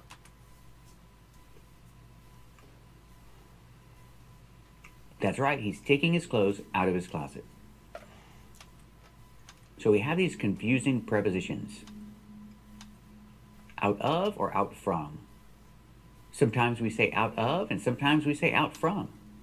Yeah, exactly. And, I mean, he said out from, and that was actually kind of not an unusual thing to say. In the context he did. Because it wasn't like, he wasn't even saying out from. He said, he's taking my clothes out. And then there's like a pause and he adds, from my closet. Keep watching until the end of this video to find out why. And to practice more. Wow, that's the hook. That's the hook for this video. Is to find out about out from versus out of. From my closet here, this right here is my closet. So I'm just taking out my clothes that I want and I'm putting it on my bed so that I can bring it to my suitcase. So I'm putting it on my bed so I can bring it to my suitcase? Yes, because he's talking about stuff. Oh, who knows? He would probably have a heart attack. It? He's talking about clothes. When you talk about them on my... But them. This is also not correct. And now I have to wash all this clothes first. So I think right now I'm going to go throw this clothes in the washer so I can have it clean when I pack it away. Holy shit. There's a plural issue. Like, I mean, Kevin must be so excited when there's a pluralization issue. Inside my suitcase, so. I have to wash all this clothes here? I'm going to go throw this clothes in the washer? I mean... And I remember at some point somebody pointed out that so many of their examples are, casual, unplanned, unscripted speech. And they got really indignant when somebody pointed that out. But that is exactly what they're doing here. And, like, why? Like, there's such a world of things you could be doing. This is both boring and petty. And there's so many more interesting ways to be petty. There are probably more interesting ways to be boring, too. That's right. He has to wash all of these clothes. Is he going to throw these clothes in the washer? But you don't have to. Get out of the way. You could sound in of. Get out of the way. Get out of the way sounds like this. And it... Get out of the way. Oh, yeah, very true. So the T in get... Oh, he would feel he had hit a gold mine. Holy shit. They said, homeworks. I can do like a 2-hour video on this. Change it to a fast D because it's between vowels. Get out. Get outa. Outa. The T in out changes to a fast D because it's between vowels. And most people don't. They say get out of the way. Out of the way. Of course, you can say get out of the way. Wow. Can you? We have Kevin's permission to say get out of the way. But you don't have to. Get out of the way. You don't have to get the business out of the way before getting to the pleasure. You're driving around North Beach for no particular reason, and this car won't get out of the way. Guys, get out of the way!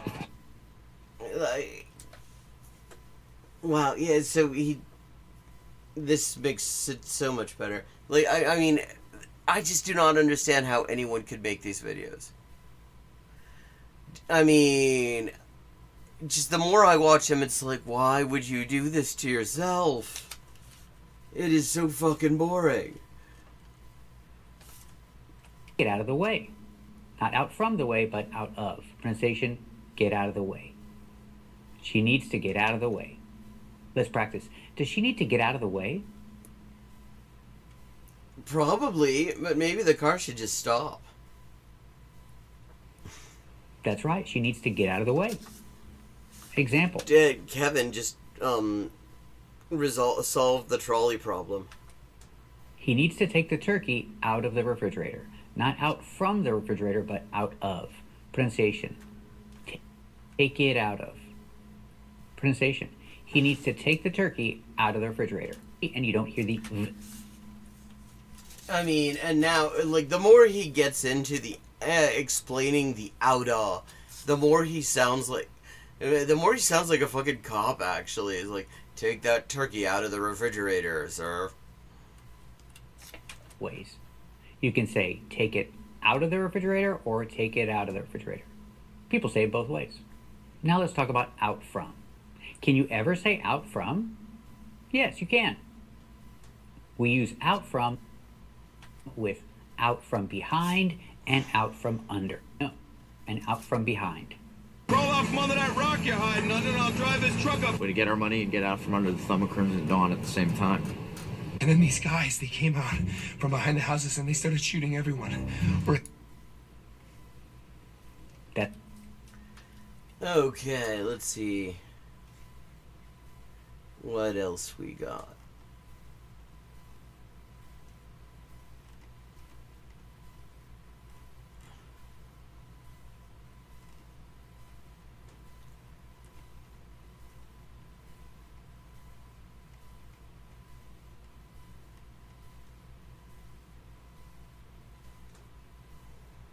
I debated Japan's King of English in 2 languages.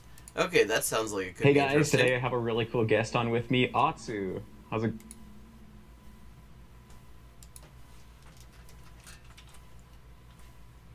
Just drop this link in chat. Matt versus Japan in particular. I don't know about Atsuego, but Matt versus Japan is an interesting channel, and he's definitely has some worthwhile insights when it comes to learning the language. Go on, Atsu. And he kind of looks, I don't know, there's something, I think it has something to do with his hair. But he somehow, when he's shown front on in videos, he reminds me of the cat in the blonde lady screams at cat meme. We actually just filmed a video for Atsu's channel where we were each speaking our foreign language. Atsu's Japanese, so he was speaking English, and I was speaking Japanese back to him. For this video, we're going to reverse it, and we're going to both speak our native language. So if you want to hear me talk about how I learned Japanese. Okay, I'm going to just skip ahead.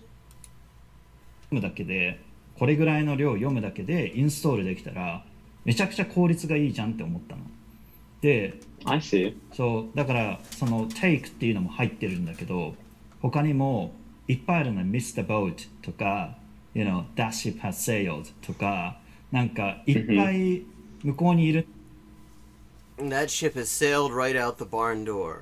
中で普通にコンフェレンスとかでパートナーとかが The that ship has sailed とか言ってで何言ってんのと思ってすぐ調べてでも聞き取れるから一応調べてでその機会はもう It's funny, because Japanese, actually thinking about it, does have like very similar nautical analogies.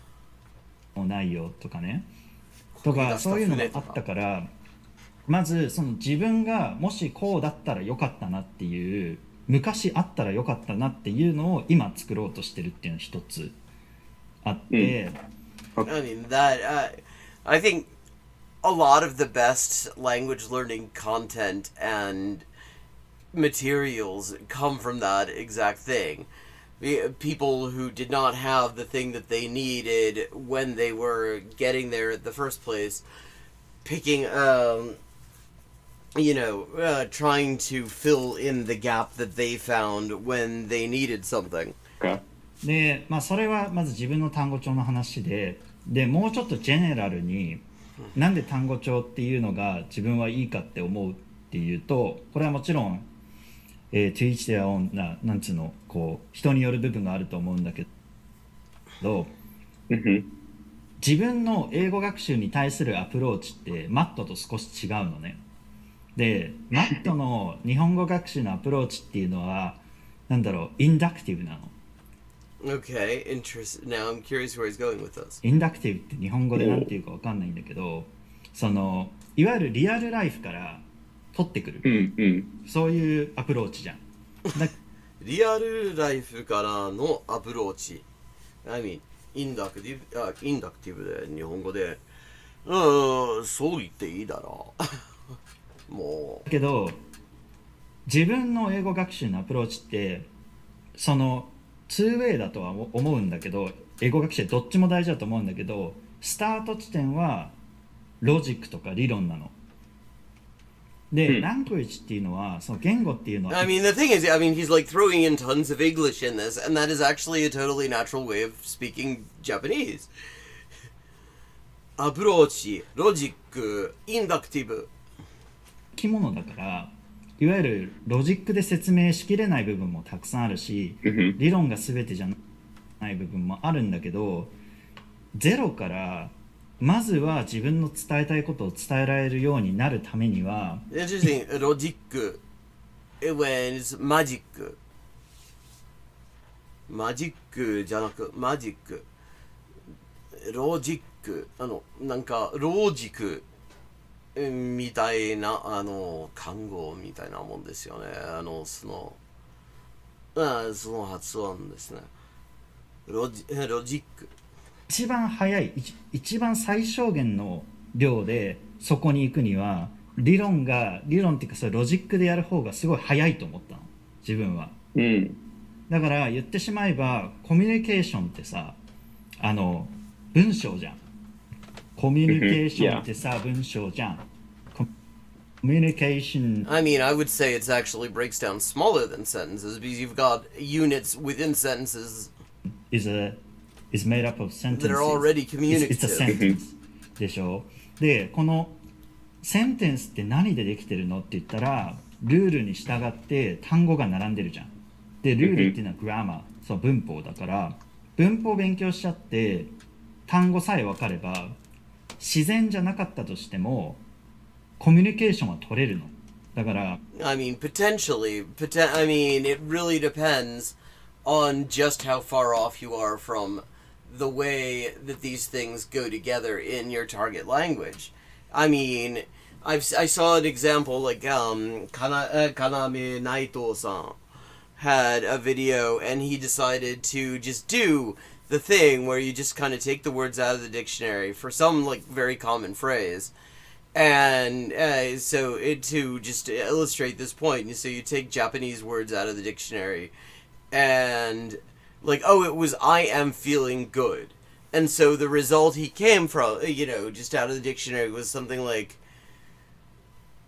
俺はよく感じています. And that doesn't mean that. Which was his point. Like, so if you just take the words, even if you actually do have sort of the grammar, sometimes that is not actually going to communicate as well as you would hope. I mean, I remember when I was actually still fairly, intermediate. When I was in Japan, I would sometimes do this. I would, like, try to combine, just look up the words. Because there was a lot of vocabulary I didn't have, a lot of structures I didn't have and stuff, at least not, readily available to me. And what I would come up with if we were just doing one or two, just looking up word for word, nobody understood what I was saying. Because there's way more to it than that. So I think there are definite limitations. I mean, with some things, Actually, ironically, I think in the case of Japanese, often you will probably, the fewer words you try to put together when you're just looking things up to try to get a meaning across, the better chance you have of actually getting that meaning across. 早く作れちゃうわけ。単語が頭に入ってて、ルール知ってて、発音が大体分かってたら。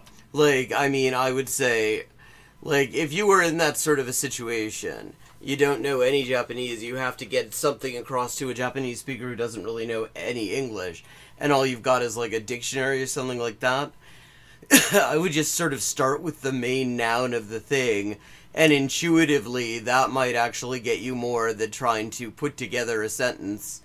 Even a technically, grammatically well-structured sentence of each of the words that you would be putting out there. You know, if you were...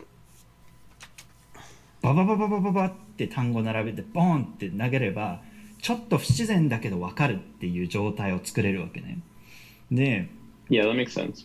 そうで、そうなった時にやっぱりその本とか動画とかを見るのすごい重要だし、それも同時にやった方がいいと思うんだけど、それだとあまりに効率が悪い。いちいちノートを取って調べないといけない。Yeah.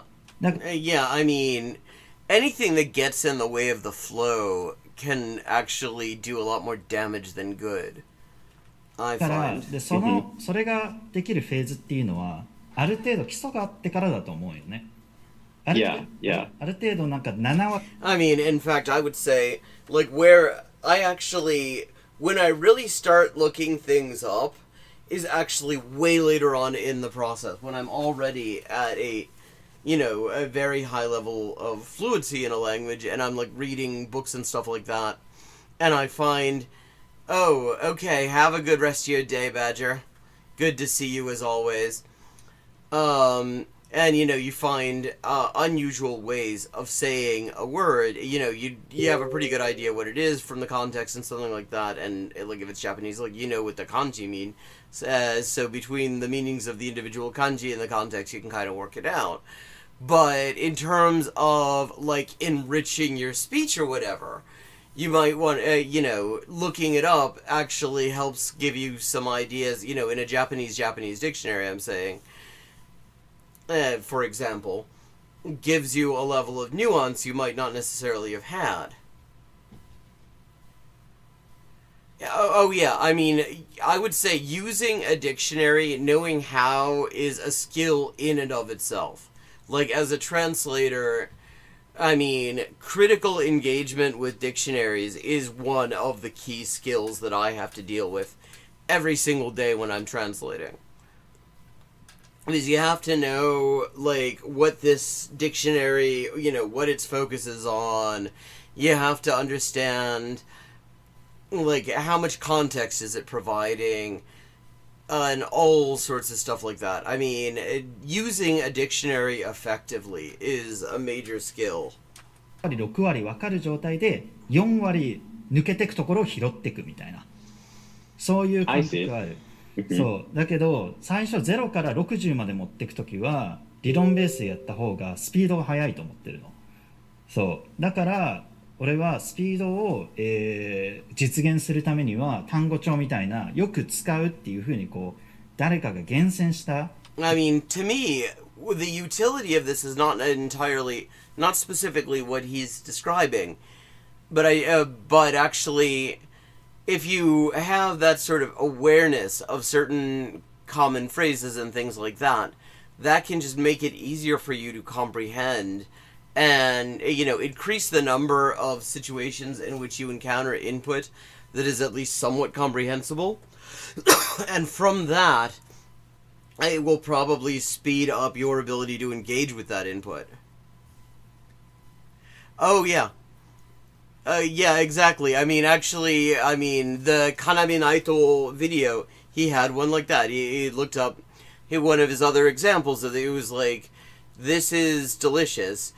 And his, like, the translation, going from the dictionary the way one might, came out to something like, これはとても美味です。美しい味の実、美味です。聞いたことねえだろ、そんな言葉、ビミって。見ればわかるけど、その漢字の組み合わせを見ると、絶対に、わからなくはないんですけど、そんなこと、誰も言わねえだろ。ものを、ふわーって覚えちゃった方が、不自然な文だったとしても、とりあえずコミュニケーションできる状態にする 60% を作るっていう意味で、effective and efficient って思ってる。そうだから単語帳はなんか使い方を間違えなければいいのかなって思う。よくないのは結局英語学習、言語学習全部そうだけど、これが全てだと思ってしまうのがすごい危険なのね。Oh yeah, yeah. I mean, in general, I think one of the real difficulties people have is they will treat any one sort of method, any one source of material or something like that. They will hope to find everything in it, and they don't. But they don't, the sort of critical engagement and understanding exactly how you can combine things in order to, and how you can sort of interpret and use things not necessarily exactly the way you're told to, in order to get certain benefits from it. I mean, that is actually a somewhat of a complicated thing. And a lot of people tend to take a very literal approach to things. 英語学習10年してるのにずっと同じ学習してます。文法、単語とか読むだけとかね、ずっと同じことやって、それは違うと思う。そのやっぱりフェーズがあって、どのフェーズで何をすべきかっていう話で、それで、最初のフェーズっていうのは特にそういう学び方っていうのは、理にかなってんじゃないかなって思うって感じ。Yeah, that makes a lot of sense. Yeah, very good argument. I'm realizing now I was strawmanning you a little bit in my head when I was thinking about this topic, but I think we have more overlap than a little bit in my head. I took this back because I was curious of how they translated strawmanning you a little, and he said, なんか頑張って反論しようとしてたんだけど、頑張って反論しよう。That is interesting. This is a common translation strategy with Japanese, is rather than going word for word directly, because that can often create really, really weird phrases. What it is instead, what is like 頑張って反論しようというのは, that means like you're really pushing it, of making a real effort to find something to argue against, so it is sort of forcing in the direction of finding something to argue against. Like handon is to argue against something, gambaru is to like put your all into it or something like that. So that does not really mean strawmanning exactly, but it does sort of fit into the general category of what someone is doing when they are strawmanning somebody mentally. Which is, it's very interesting in that sense.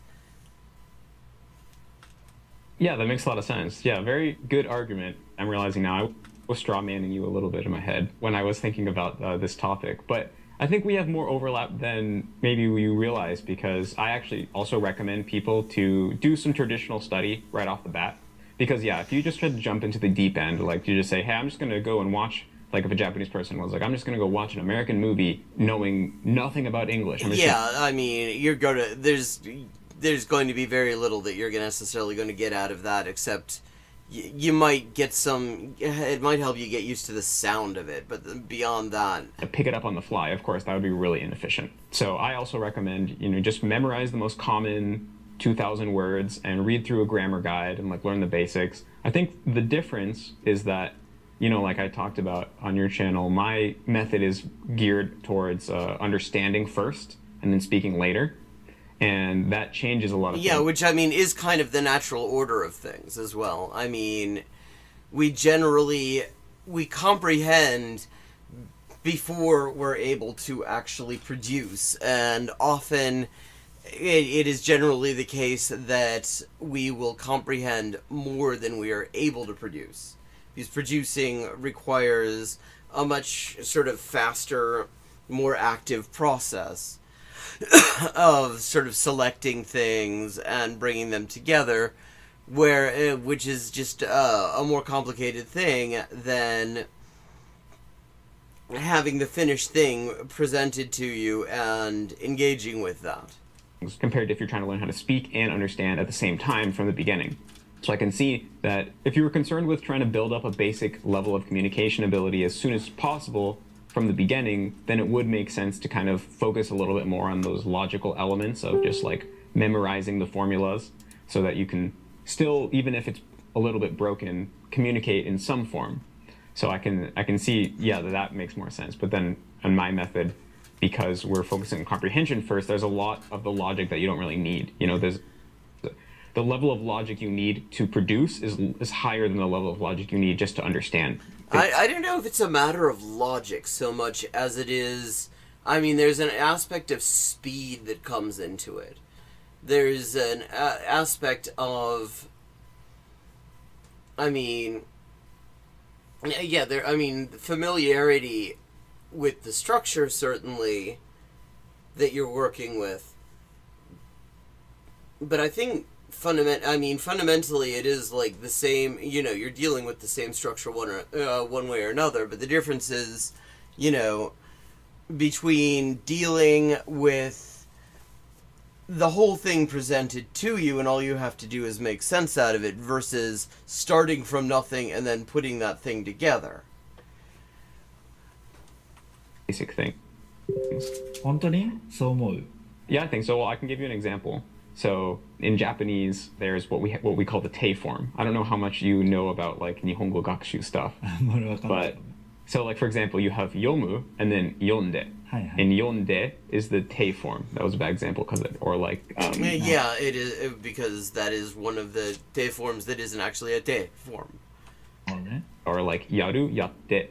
So if you want to be able to produce the te form, you have to memorize a lot of stuff. First of all, you have to memorize that there's like a certain number of different types of verbs, and then each type of verb conjugates a certain way, and it's like, okay, yaru, right? It's like, okay, the ru becomes the small tsu, and it's the te, yatte, and there's, the formula is pretty complicated. Yeah, exactly. Whereas if you're listening to it, I mean, you can actually just sort of realize that in certain contexts, you get this conversion that results in something involving a dental consonant and an e sound.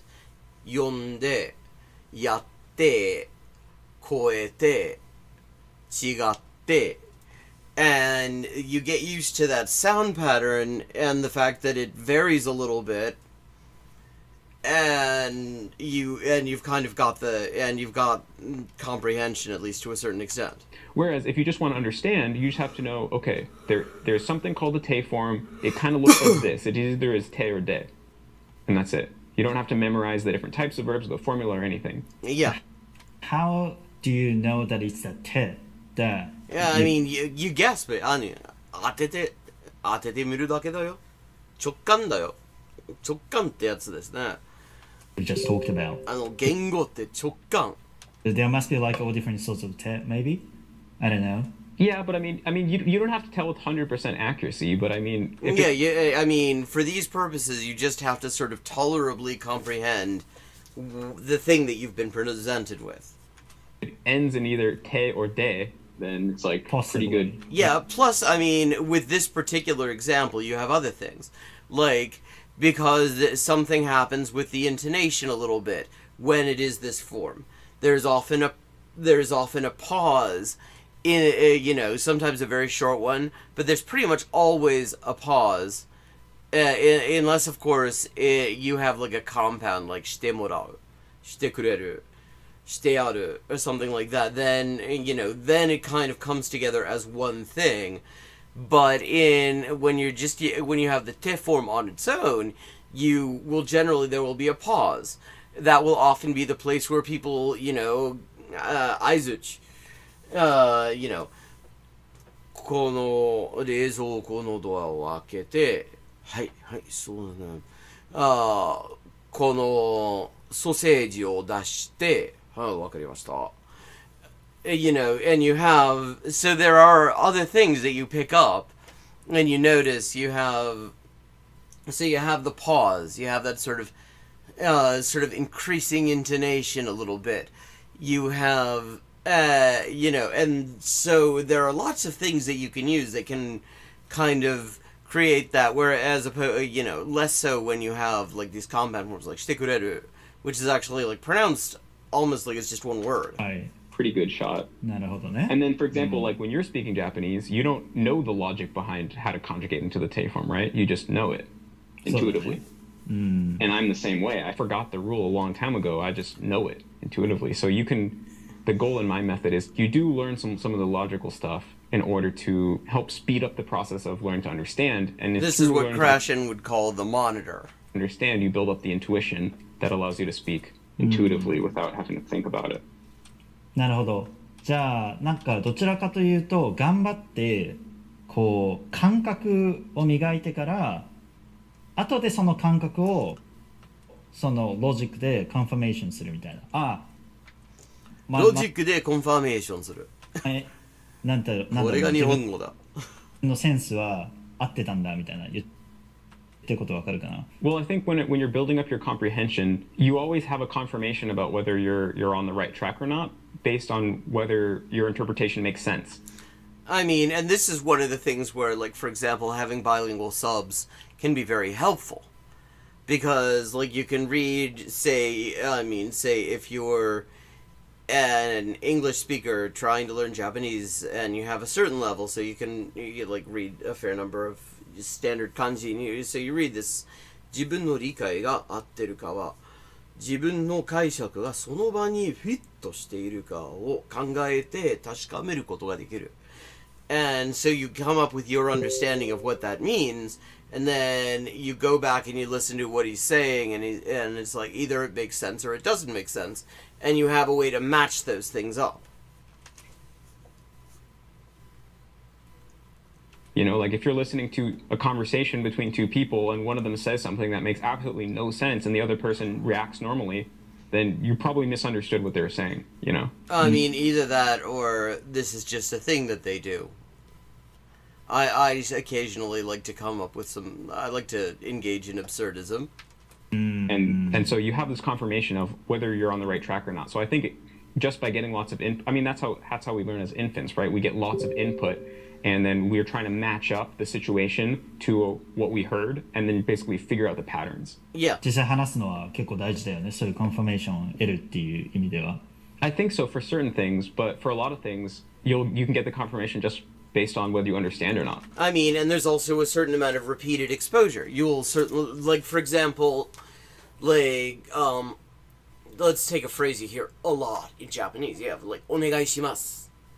And you hear お願いします in a million situations, and then you have, like, the permutations, like, just お願いとか、お願いいたします. You know, お願い申し上げます. And so you hear all of these in all sorts of different situations. And gradually your idea of what this thing is used for is refined. Like, I mean, thinking about it, the number of different ways that お願いします is used, I was only taught like one in any kind of formal instruction. And and thinking about books and things like that, I only think one was really dealt with in like the actual like textbooky type things that I was working with, and that one is like sort of as a way of making a polite request. You put the thing you want before, and then you say お願いしますをお願いします, and which is like 1% of the total number of ways in which that phrase お願いします is used. And all of the rest of it has come from just watching, you know, millions of instances of people saying お願いします in situations where clearly it made sense to everyone and they did the exact thing that was wanted, but it had nothing to do with my own internal account of what お願いします meant. Which, you know, started out with, you know, sort of as a way of saying please, as a polite request to do or provide something. But in so many other ways it was used, and you sort of gradually develop this account based on seeing all these different situations, And at a certain point, the situation becomes the key, and you realize, okay, this is a situation where you might say onegaishimasu. Even though it is not a word that you would necessarily make any sense out of in English or whatever. Because you just see, okay, this is how people always do this here. Because if you have a misunderstanding, eventually you'll come across a situation where where your interpretation doesn't make sense. And then that will tell you, oh, I must be understanding something. そっか。 So, なるほどね。そこは結構違いかもしれない。 I mean, one of the wild experiences I find is when you go back and you look at something that you did not understand a thing about, years ago when you were just getting started, and now you understand it, and it's like, I mean, sometimes I've had that happen with things that are in my head. I've had, like, phrases in my head for a very long time from when I, like, first started learning something, learning some language or something like that. And then I get to the point where I can actually understand them, and I go back and it's still in my head, except now now this thing is actually attached to something. It actually means something to me. ないね。自分は、自分はもう 100% 知ってれば、例えば、なんだろう、文法って理論を知ってると理解できないときになんで理解できないのかっていうのはすごい分かりやすいと思うの。だって理論があって、Although I have to say, to a certain extent that works. Although I will say, like, going from English to Japanese, I find that level of analytics can get you to a certain point, depending on exactly how much you don't understand about what you're analyzing. But it can often get in the way. Sometimes you actually, want to compare whole thing to whole thing and go for it that way, because you break it down and all you find is these things don't match up much.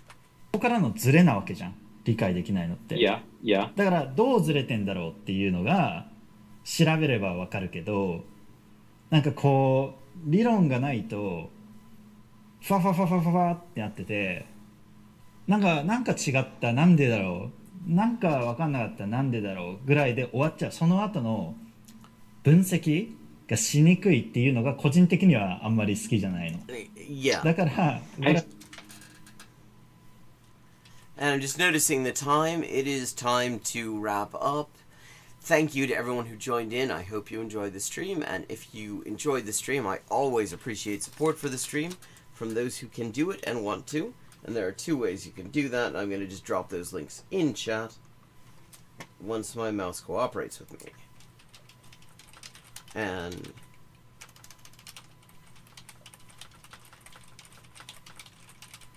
And I will be back on Friday next at 4:30 p.m. And I look forward to seeing you all then.